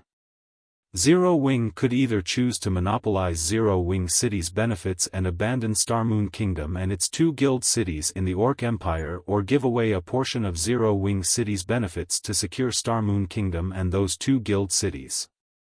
However, just when Lu Tiandi, Hidden Cloud, and the other superpowers executives present were about to continue discussing how to proceed in the current situation, a commotion suddenly erupted among the Winter Night Fortress's players. Moreover, it grew louder and louder as more time passed. This situation confused Lu Tiandi and the others, who were holding a meeting atop the fortress's wall. Guild leader. Something big happened. Suddenly, a middle-aged man approached the group of executives hurriedly and arrived before Lu Tiandi. This person was none other than Ikue, Lu Tiandi's butler. At this time, Ikue had an anxious expression, his usual composure nowhere in sight. What happened? Why are you in such a hurry? Lu Tiandi asked in dissatisfaction as he looked at Ikue. As his butler and secretary in the guild, Ikue could be considered a representative of Starlink. Ikue was simply embarrassing Starlink by displaying such uncouth behavior in front of the various superpowers executives. This, Ikue hesitated to speak as he looked at the various representatives present. From Ikue's hesitancy, Lu Tiandi understood that his butler had something very important to tell him. He then said, "If you can't say it, send the information to me." Immediately, Ikue forwarded the relevant information to Lu Tiandi. Although this situation piqued the various executives' curiosity, none of them said anything about Lu Tiandi in Ikue's exchange. After all, every guild had its secrets. However, roughly 10 seconds after Lu Tiandi began reading the information Ikue provided, his expression changed drastically. He even failed to control himself and shouted his thoughts. Impossible. Lu Tiandi's loss of composure surprised the various superpowers executives. Lu Tiandi had criticized Ikue for the latter's loss of composure just a moment ago, yet he was now behaving even worse than Ikue. Just when the various superpowers executives were about to ask Lu Tiandi what information he had received, they suddenly received a message from their respective subordinates. The content of the message was simple, and it even came with a battle video attached. When the various executives played the battle video, what first entered their eyes was a man swinging a sword at one of the Outer Worlds player armies.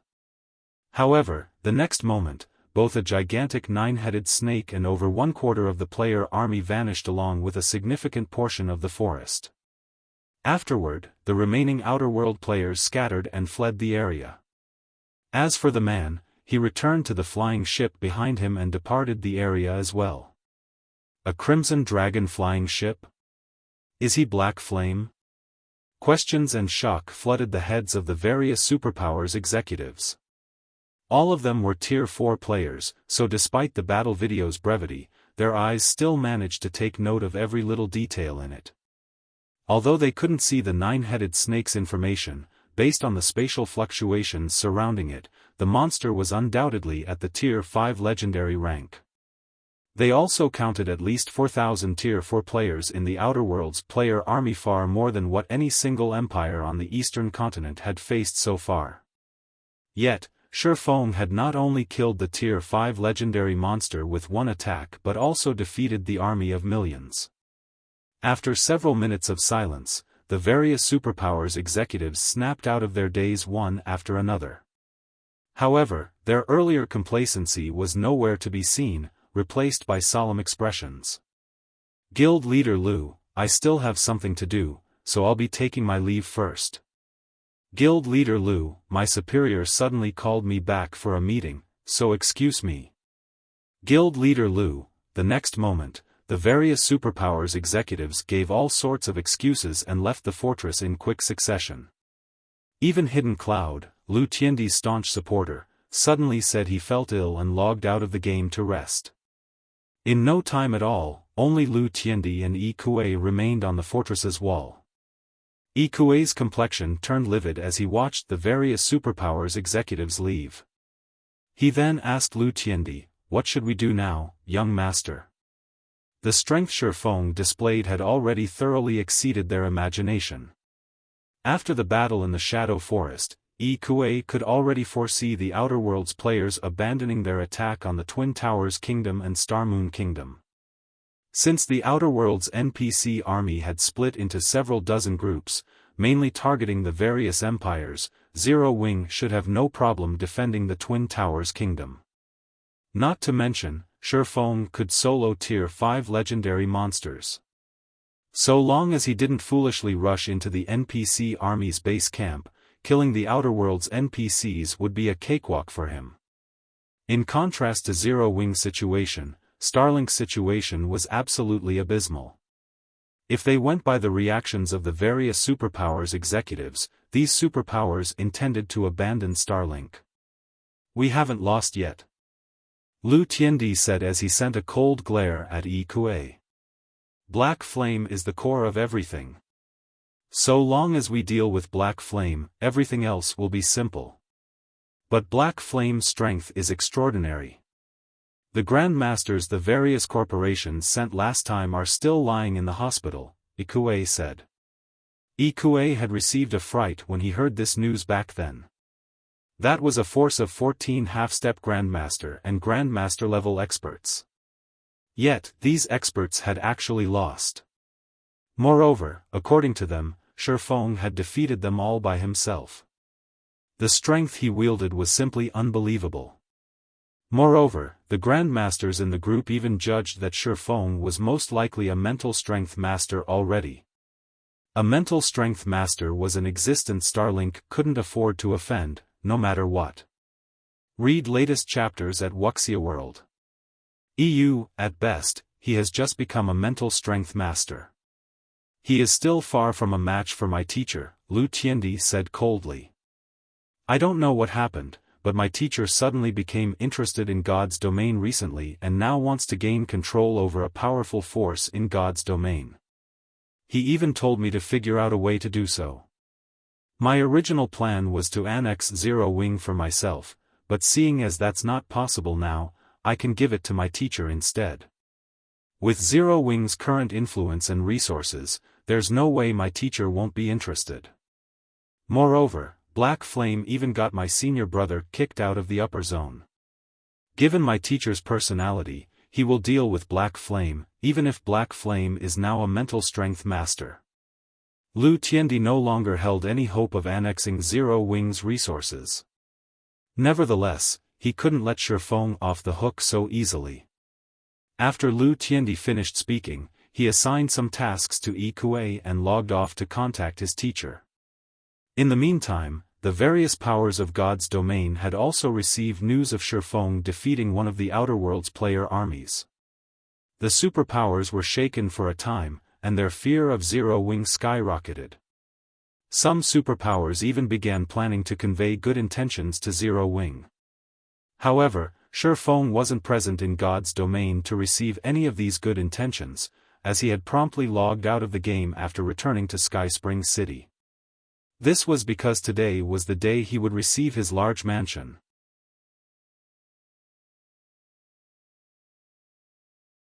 Chapter 2904, Changing Times. Yuantian City's Upper Zone, Base Layer, Upper Class Mansion District. Brother Shi, I really have to congratulate you this time. This large mansion is the last one available in the base layer. You probably can't get another one in Yuantian City's Upper Zone even if you want to in the future, Hanifeng said when he saw Xiaofan registering himself as the owner of the mansion in front of him. Looking at the three-story mansion, which occupied an area as large as half a football field, he couldn't repress his envy as he said, "You're only one of 3 people to own a large mansion as an individual in Yuantian City's Upper Zone." The base layer's 10 large mansions didn't just have the best position and environment. They also served as a status symbol. The only reason Hanifeng got to stay in a large mansion himself was his status as the 5 states corporation's heir. The other members of his family, even those with excellent performance, could stay in the large mansion for only a short period. In comparison, Xiaofan had purchased a large mansion all by himself. Moreover, he wouldn't have any people disturbing his peace. The heirs and heads of the base layer's various corporations would be green with envy once they heard about this. The last one? Xiaofan was a little surprised. Weren't there 2 left before? Did someone buy the other one during this time? Emichim. They concluded the purchase yesterday, Hanifeng said, nodding. Sighing ruefully, he continued, moreover, you might very well know the person who bought it. I know them? Xiaofan grew even more surprised. There were only 10 large mansions in the base layer, even a powerful organization like the Boulder Corporation didn't have the ability to purchase one. He found it truly hard to imagine that any of his acquaintances did. You might not know her in real life, but you've probably heard of her in God's domain, Hanifeng said, chuckling. Does the name Endless Scars or Weiyang Qianhen, 1, ring any bells? The Midnight Tea Party she belongs to is currently the target of recruitment of even the 5 great super guilds. Rumors say that she has already developed her mana body to the 120% completion rate, and she can probably get promoted to Tier 5 at any time. It's her? Xiaofan was startled. He had a general idea of Endless Scars' identity. He was sure that she was the princess of a major corporation and that she might live in the upper zone. However, he never thought that Endless Scars would hold such great strength in the upper zone that she could afford a large mansion. It seems you do know her. Looking at Xiaofang's surprised expression, Hanifeng smiled and said, she's quite something. You can even say that she's astounding. She managed to buy that mansion this time not because of her family but because her senior brother gifted it to her. Gifted? Xiaofan was flabbergasted. He had spent a lot of 7 luminaries crystals to purchase a large mansion, and he didn't know how much time he would need to collect so many crystals again. That's right. It's because she has incredible talent. A big shot in the middle layer recently took her in as his student. I heard that this big shot even paid a high price to borrow a middle layer reserve slot for her to help her break through to Mental Strength Master, Hanifeng said, a hint of envy appearing in his eyes. I have to admit that her talent is truly astonishing. She's been labeled the best talent Yuantian City's upper zone has seen in the past 100 years. Once she reaches the middle layer, she'll probably take only a few months to become a Mental Strength Master. And with her talent, beauty, and a middle layer big shot supporting her, she naturally became the target of pursuit of many of the upper zone's youths. One of them is Qin Bai, her senior brother. Qin Bai is also an extraordinary talent. He successfully broke through and became a mental strength master 2 years ago, the youngest mental strength master in Yuantian City's upper zone in the past 20 years. Because Weiyang Qianhen arrived at Yuantian City's upper zone only recently, Qin Bai bought a large mansion as a temporary residence for her to adapt to the lifestyle here. Having spoken up to this point, Hanifeng, who was normally indifferent to his surroundings, betrayed some yearning for the woman named Weiyang Qianhen. After all, mental strength masters were incredibly rare, and a beautiful mental strength master was rarer. However, before Hanifeng could fantasize for long, Xiaofan interrupted him, asking, "Young Master Han, do I need to go through any procedures to let other people live in this mansion long-term?" Fang Shihan had transferred 10 upper zone reserve slots, and he had already assigned them to Fire Dance and the others. The ordinary housing unit he had couldn't accommodate them all. Meanwhile, one would enjoy vastly different treatment depending on whether one had housing or not. A housing status didn't just signify that one had lodging, it also determined the exercise equipment and food one could gain access to, among other things. Those without housing could only enjoy the most common training facilities and food. If one wished to eat better food or rent the upper zone's high-tech training facilities, one needed to have housing status. There are some, Hanifeng said, nodding. All you need to do is register their identities at the Green God Tower. If you're not familiar with anyone there, you can come with me. It so happens that I also need to register someone to my mansion. At this point, Hanifeng no longer dared underestimate Xiaofan. In fact, he had even begun placing great importance on Xiaofan.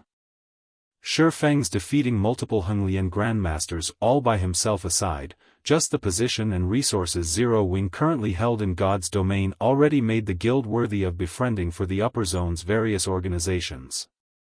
After all, 7 luminaries crystals couldn't be acquired easily in God's domain.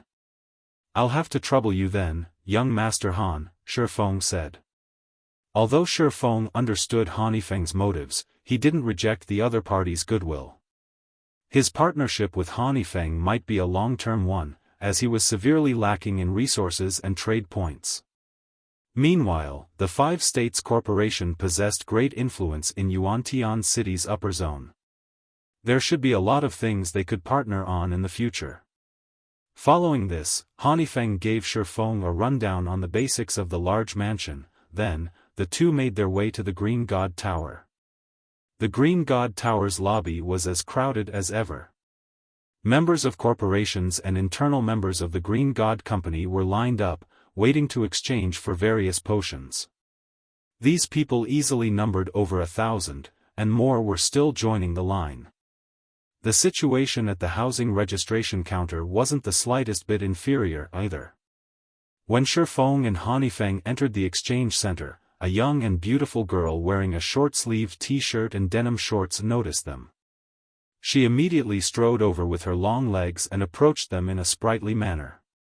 Upon seeing the approaching girl, Hanifeng turned to Xiaofan and said, "This is my younger cousin, Han Rongrong.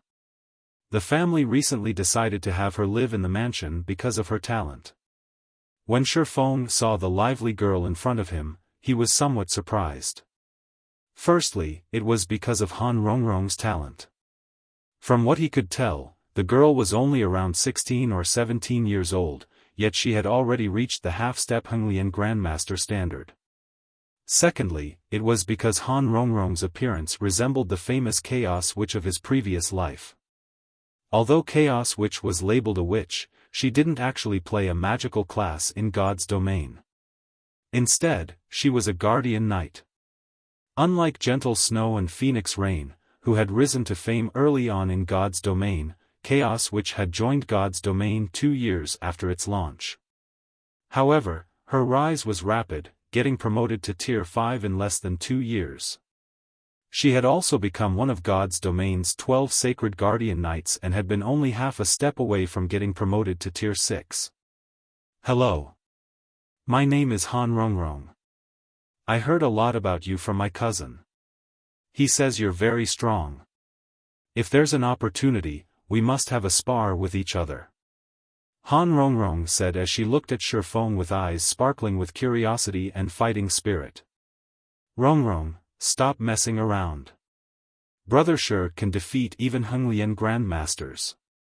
Someone who isn't even a Henglian Grandmaster has no business challenging him. Han Yifeng said as he glared at Han Rongrong. After taking a deep breath, he continued, let's head to the VIP hall to get the residence registration done. However, Han Rongrong paid no heed to Han Yifeng's scolding. She even made a funny face at Han Yifeng. While following behind her cousin, she quietly observed Xiaofan, the rumored extraordinary expert. The Green God Tower's VIP hall, located on the 22nd floor, was dedicated to receiving people of a certain status in the base layer. The base layer's average resident couldn't come here even if they wanted to. Only heirs of major corporations like Han Yifeng had the qualifications to do so. However, the so-called VIP hall wasn't anything special. It merely functioned as a specialized housing registration center. VIPs seeking to exchange for points and items still had to line up downstairs like everyone else. When Han Yifeng, Xiaofan, and Han Rongrong entered the VIP hall, they found it nearly empty. Read latest chapters at Wuxia World. EU. However, upon seeing a group of 5 in the hall, Han Yifeng couldn't help tensing up. Of the 5, 4 were male, and 1 was female. 3 of the 4 males were the top 3 rankers of the current contribution competition, while the last was a young man clad in white. As for the female, she was a beautiful young woman in a blue dress with an indifferent expression. Currently, the 4 males surrounded the woman. This woman was none other than Weiyang Qianhen, or Endless Scars, the person Han Yifeng mentioned earlier. When Shifeng's group entered the hall, Weiyang Qianhen shifted her gaze toward them. Before Xiaofan and the others could react, she suddenly made her way toward them, causing Han Yifeng to widen his eyes in shock. Xiaofan, right? Or should I call you Guild Leader Black Flame? Weiyang Qianhen said, smiling faintly as she took in Xiaofang's dazed expression. You deceived me so badly before.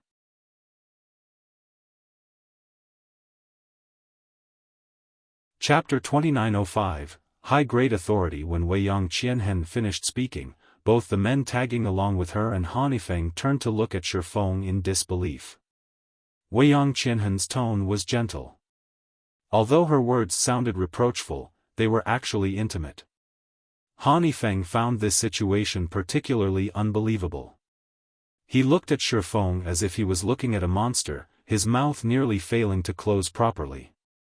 Weiyang Qianhen currently enjoyed a lofty position in Yuantian City's upper zone, far out of even the 5 states' corporations' reach. Many youths in Yuantian City's upper zone could only dream of getting acquainted with Weiyang Qianhen, let alone having her strike up a conversation with them. Previously, when Han Yifeng spoke with Xiaofan about Weiyang Qianhen, he thought Xiaofan only knew of the woman's existence. After all, the Midnight Tea Party was extremely famous in God's domain as one of the best adventurer teams in the game. Anyone with a reliable information network in God's domain would have heard of it. Han Yifeng never thought that the two of them were actually acquaintances and shared a good relationship. Meanwhile, in response to Weiyang Qianhen's questioning, Xiaofan smiled bitterly and said, "It seems I've made a fool of myself in front of Miss Weiyang. However, I was forced by circumstances to hide my true identity back then." "You sure know how to act mature," Weiyang Qianhen said sourly. Previously, she had thought Xiaofan was older than her, at least in his 30s, which explained how he came to possess such incredible strength. Afterward, she had constantly thought of surpassing Xiaofan one day, going as far as to leave the Midnight Tea Party for a long period to train like crazy. After all, Xiaofan had given her a lot of surprises during their initial meeting. She never thought a person could become so powerful. However, just when she thought she was catching up to Xiaofan, she received a shocking piece of news. Black Flame's true identity was actually that of a young man who wasn't even 25. Moreover, he was a bona fide self-made expert who didn't possess the slightest bit of background or expert guidance. She had fallen into depression for quite some time after learning about this. Xiaofan laughed blankly at Wei Qianhen's comment. In reality, it wasn't wrong to say that he was a man in his 30s. After all, he had been one when he reincarnated. It's been a while since we met, and it seems you've undergone an amazing transformation. You're now a celebrity in Yuantian City's upper zone. Me? That's where you are wrong. Wei Qianhen shook her head. She then pointed at the white-clad youth nearby and said, I'd better introduce you to my senior brother. When Wei Qianhen said the words senior brother, she deliberately emphasized the word senior, causing the white-clad youth to smile bitterly before walking over. And this is? When Xiaofan looked at Qin Bai, he found the white-clad youth somewhat familiar. He felt as if he had met the other party somewhere before, yet he couldn't recall where. Hello, Guild Leader Black Flame. We meet again, Qin Bai greeted with a smile. Again? Have we met before? Xiaofan grew confused when he saw Qin Bai greeting him like an old acquaintance. Of course you've met. He likes to act mature, exactly like you. Wei Qianhen said as she glared at Qin Bai, gritting her teeth slightly.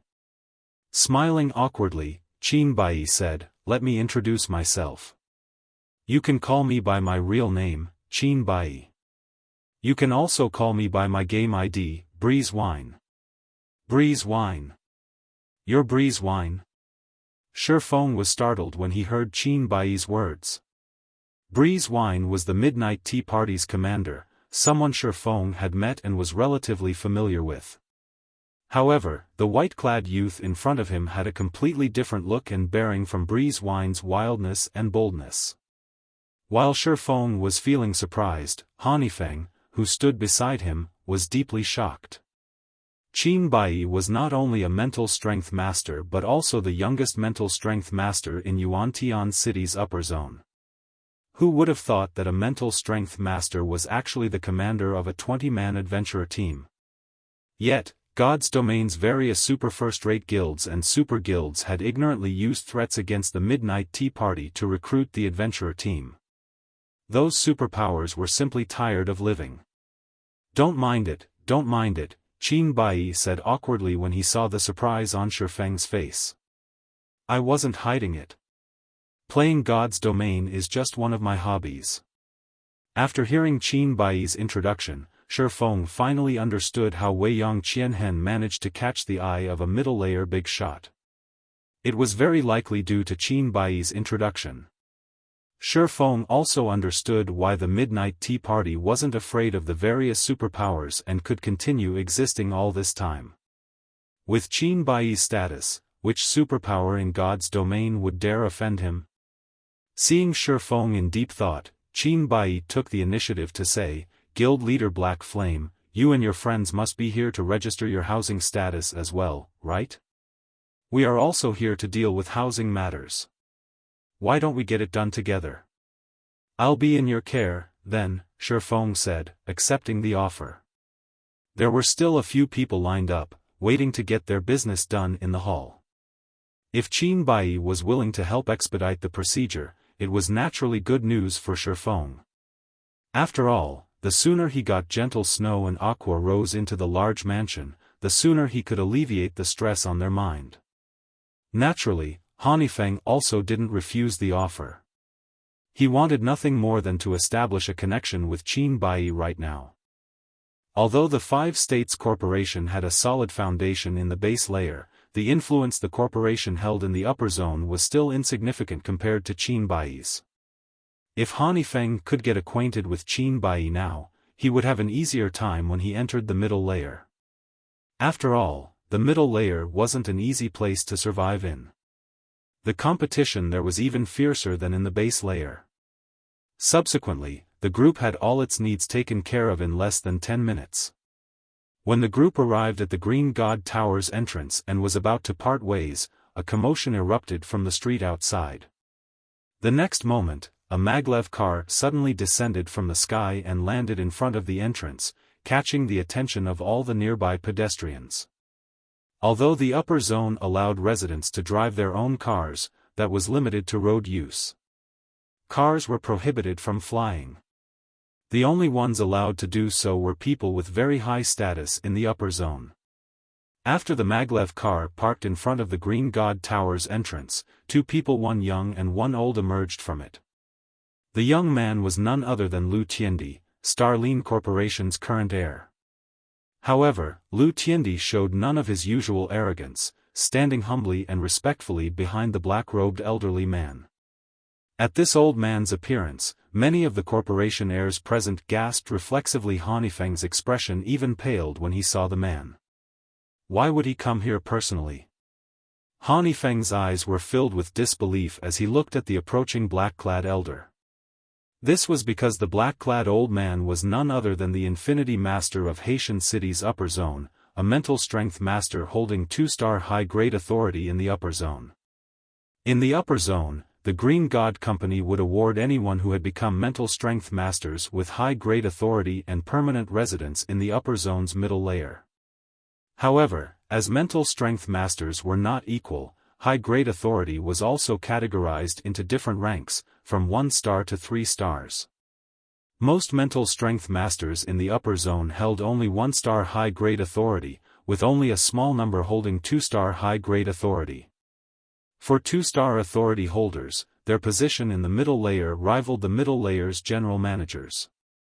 The Green God Company awarded those who reached 2-star authority with 1 permanent reserve slot for the middle layer and the authority to banish disrespectful mental strength masters from the upper zone for a duration of 1 to 3 years. Meanwhile, Hanifeng knew that the Infinity Master, Fu Jiuzhong, held a slight grudge against Xiaofan. However, in his opinion, someone like Fu Jiuzhong had no reason to take action personally. At most, the Infinity Master would send some of his subordinates to harass Xiaofan. Doing more wouldn't be befitting of his status. Yet, contrary to Hanifeng's expectations, Fu Jiuzhong had made a personal visit to Yuantian City's upper zone. After arriving before Xiaofan, Fu Jiuzhong demanded with a lofty aura, "Are you Xiaofan? The one who caused my student, Wang Xianming, to get kicked out of the upper zone?" When Fu Jiuzhong finished speaking, the surrounding passers-by couldn't help looking at Xiaofan with pity. At the same time, they also wondered who Xiaofan was to warrant the Infinity Master's direct intervention. Moreover, based on Fu Jiuzhong's tone, if this situation wasn't handled properly, he might very well utilize his authority to banish Xiaofan from the upper zone for some time. And once outside the safe zone known as the upper zone, Xiaofan was unlikely to keep his life. At this time, Qin Bai stepped forward with a smile and said, "Master Fu, this person here is my friend. Is there perhaps a misunderstanding here?" "Misunderstanding? I don't think so." Glancing at Qin Bai, Fu Jiuzhong said, "Also, you'd best not interfere in this matter. I don't care, even if you have your teacher's support. Master Fu, although you have 2-star high-grade authority, this is Yuantian City's upper zone." Qin Bai said with a solemn look. Read latest chapters at Wuxia World. EU. Qin Bai felt a little helpless against Fu Jiuzhong right now. He was but an entry mental strength master, no match for a veteran like Fu Jiuzhong. Only his teacher could possibly put up a fight against the Infinity Master. After all, the 2-star high-grade authority wasn't just a status symbol for a mental strength master, it also symbolized strength. So what? Fu Jiuzhong sneered. "Let alone you, even if your teacher personally shows up now, I still won't give a damn. You." Qin Bai was helpless at the moment. If Fu Jiuzhong intended to abuse his authority now, Bai Qini wouldn't be able to do anything about it with only his 1-star high-grade authority. After all, these were the Green God Company's rules. As for what kind of excuse Fu Jiuzhong would give to get the Green God Company to banish Xiaofan from the upper zone, he could simply trump up random offenses. However, As Qin Bai was thinking of how to buy time and get his teacher to come and help, Xiaofan suddenly stepped forward. Wang Xianming, is it? Looking at Fu Jiuzhong, Xiaofan responded neither humbly nor arrogantly, if you're talking about that home intruder, I am indeed the one who handed him over to the Green God Company. May I know what guidance you have to provide, Master Fu?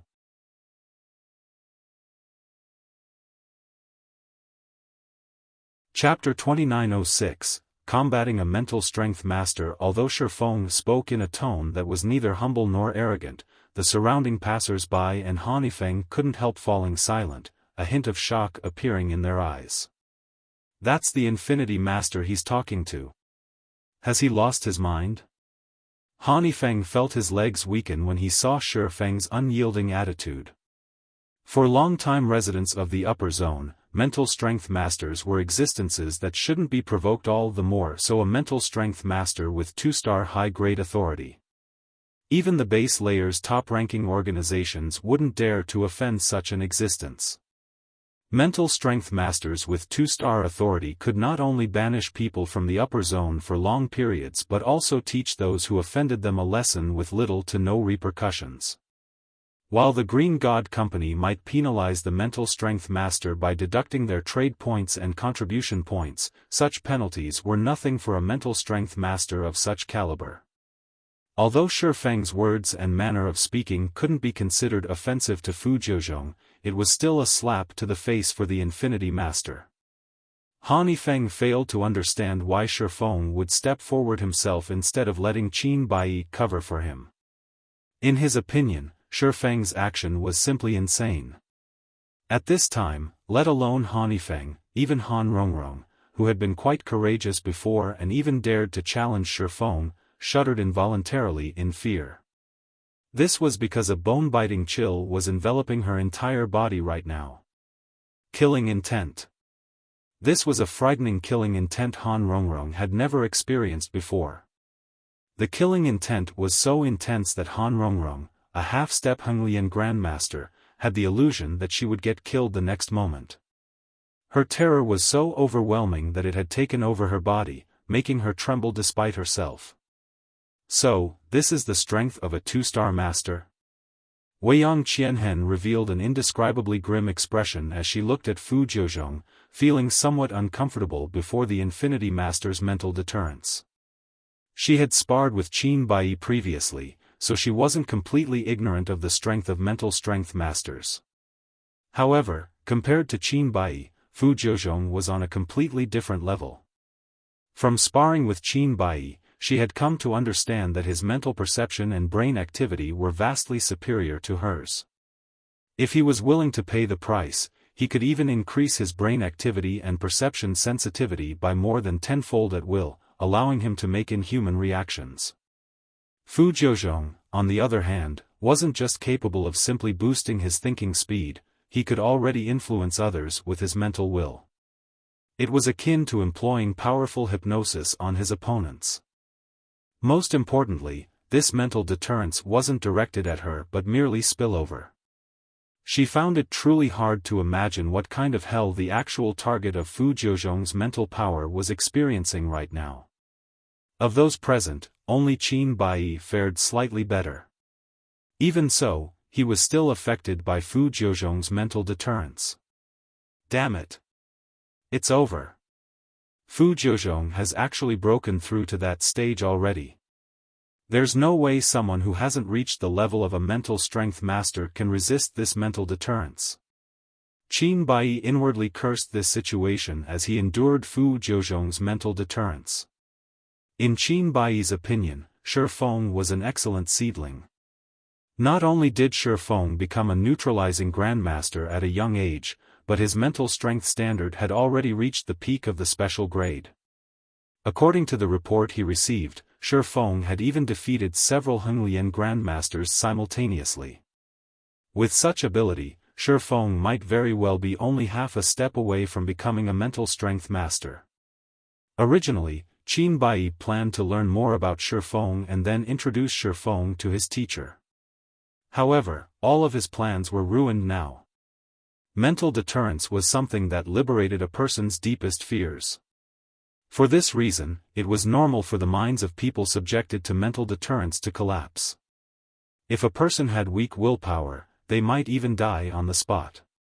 Even people with very strong willpower would suffer trauma when subjected to mental deterrence, which would impact their future mental growth. Normally, only 3-star mental strength masters could exhibit mental deterrence. Although Fu Jiuzhong's mental deterrence wasn't as strong as an actual 3-star master's, his use of this technique proved that he was already close to reaching the 3-star standard. He might have already taken a step into the stage. However, when Qin Bai turned to look at Xiaofan, he was stunned. How is this possible? Fu Jiuzhong had clearly directed his mental deterrence at Xiaofan. Yet, apart from wearing a slightly solemn expression, Xiaofan showed no fear or discomfort on his face. It was evident that he could withstand the Infinity Master's mental deterrence. In fact, he was enduring it much better than even Qin Bai. Ha! Fu Jiuzhong remained mostly unfazed even after seeing Xiaofang's reaction, sneering, "I initially had suspicions when I heard Tiandi say you might have become a mental strength master already, but I didn't think you had really become one." When Fu Jiuzhong finished speaking, everyone present turned to Xiaofan in disbelief. Hanifeng, in particular, was thunderstruck by this revelation. Is he still human? The first time Hanifeng met Xiaofan, the latter was merely the guild leader of a large guild. Although Xiaofan possessed some strength at the time, it was still insignificant in Hanifeng's eyes. The next time they met, Xiaofan had already become a resident in the upper zone, with a considerable amount of resources that could be traded for contribution points. Now, Xiaofan had even become a mental strength master, an existence many corporations operating in the upper zone's base layer feared. Xiaofang's growth speed was simply out of this world. Hanifeng wasn't the only one shocked by this revelation. Qin Bai similarly felt his heart pounding madly. A mental strength master under the age of 25? Previously, Qin Bai still had his doubts about Xiaofan being a mental strength master. However, since Fu Jiuzhong had said so, then it must be true. Nevertheless, he found it difficult to digest this information. Mental strength masters were special existences in the upper zone, the goal of countless young talents. However, typically, one could already be proud of oneself if one became a mental strength master by the age of 60 or 70. Qin Bai's achievement of becoming a mental strength master in his 30s already made him a rare talent that only appeared once every several decades in Yuantian City's upper zone. However, compared to Xiaofan, Qin Bai's achievement paled significantly. At Xiaofang's age, the growth rate of his mental strength was still at its peak. Only after the age of 30 would his growth slow than 5 years of rapid growth. If he continued developing himself, he could definitely become a 3-star mental strength master in the future, and possibly even reach the legendary Grandmaster standard. When Qin Bai thought about the possibility of introducing Xiaofan to his teacher, excitement filled his heart. However, before Qin Bai could grow excited for long, Fu Jiuzhong suddenly changed his tone and said coldly, "Your achievement of becoming a mental strength master might be excellent, but do you think you can behave arrogantly in front of me just because you've become one?" After saying so, Fu Jiuzhong suddenly punched at Xiaofan. Although Fu Jiuzhong had only executed a textbook punch, in everyone's eyes, this punch seemed to carry the power of heaven and earth. The power of this punch was unstoppable, and everyone instinctively tried to run away. Not good. Qin Bai's expression immediately underwent a drastic change. Dodge it. Fu Jiuzhong's punch didn't just exude a mighty aura that daunted others' hearts. The Infinity Master had also removed the limiters on his body to exhibit 100% of his body's strength. Moreover, he had perfectly concentrated this strength into his fist. Even a bona fide 3-star master would have difficulty blocking this punch. It was evident that after seeing Xiaofang's true potential, Fu Jiuzhong intended to cripple Xiaofan to rid himself of a future threat. Xiaofan, the target of Fu Jiuzhong's punch, understood how powerful the oncoming attack was. Fu Jiuzhong's fist wasn't the only threat like most people thought. There was also the intent from the Infinity Master's fist. Although the fist intent didn't have a tangible form, it was by no means harmless. Moreover, even if Xiaofan could evade Fu Jiuzhong's fist intent, he couldn't dodge the punch itself. And although Xiaofan didn't know how powerful Fu Jiuzhong's punch was, he had a hunch that if he allowed the fist to connect, he would end up either crippled or dead. And worse, he couldn't stop the punch with his current strength utilization technique. This was because he was currently incapable of removing all of the limiters his brain placed on his body. Read latest chapters at Wuxia World. No. I will not let things end like this. As Xiaofan watched Fu Jiuzhong's fist moving closer and closer to him, his brain raced, thinking of ways to block the punch. When Fu Jiuzhong's fist was only half a meter away, a potentially viable technique suddenly occurred to Xiaofan, a technique he had wanted to use in the real world all this time but couldn't due to physical fitness and mental capacity limitations. Block it! With a shout, Xiaofan concentrated the strength of his body and removed the limiters on his two arms. He then brandished his arms as if he were brandishing swords and instantly executed the sword technique he had used thousands of times in God's domain. Swords transmigration.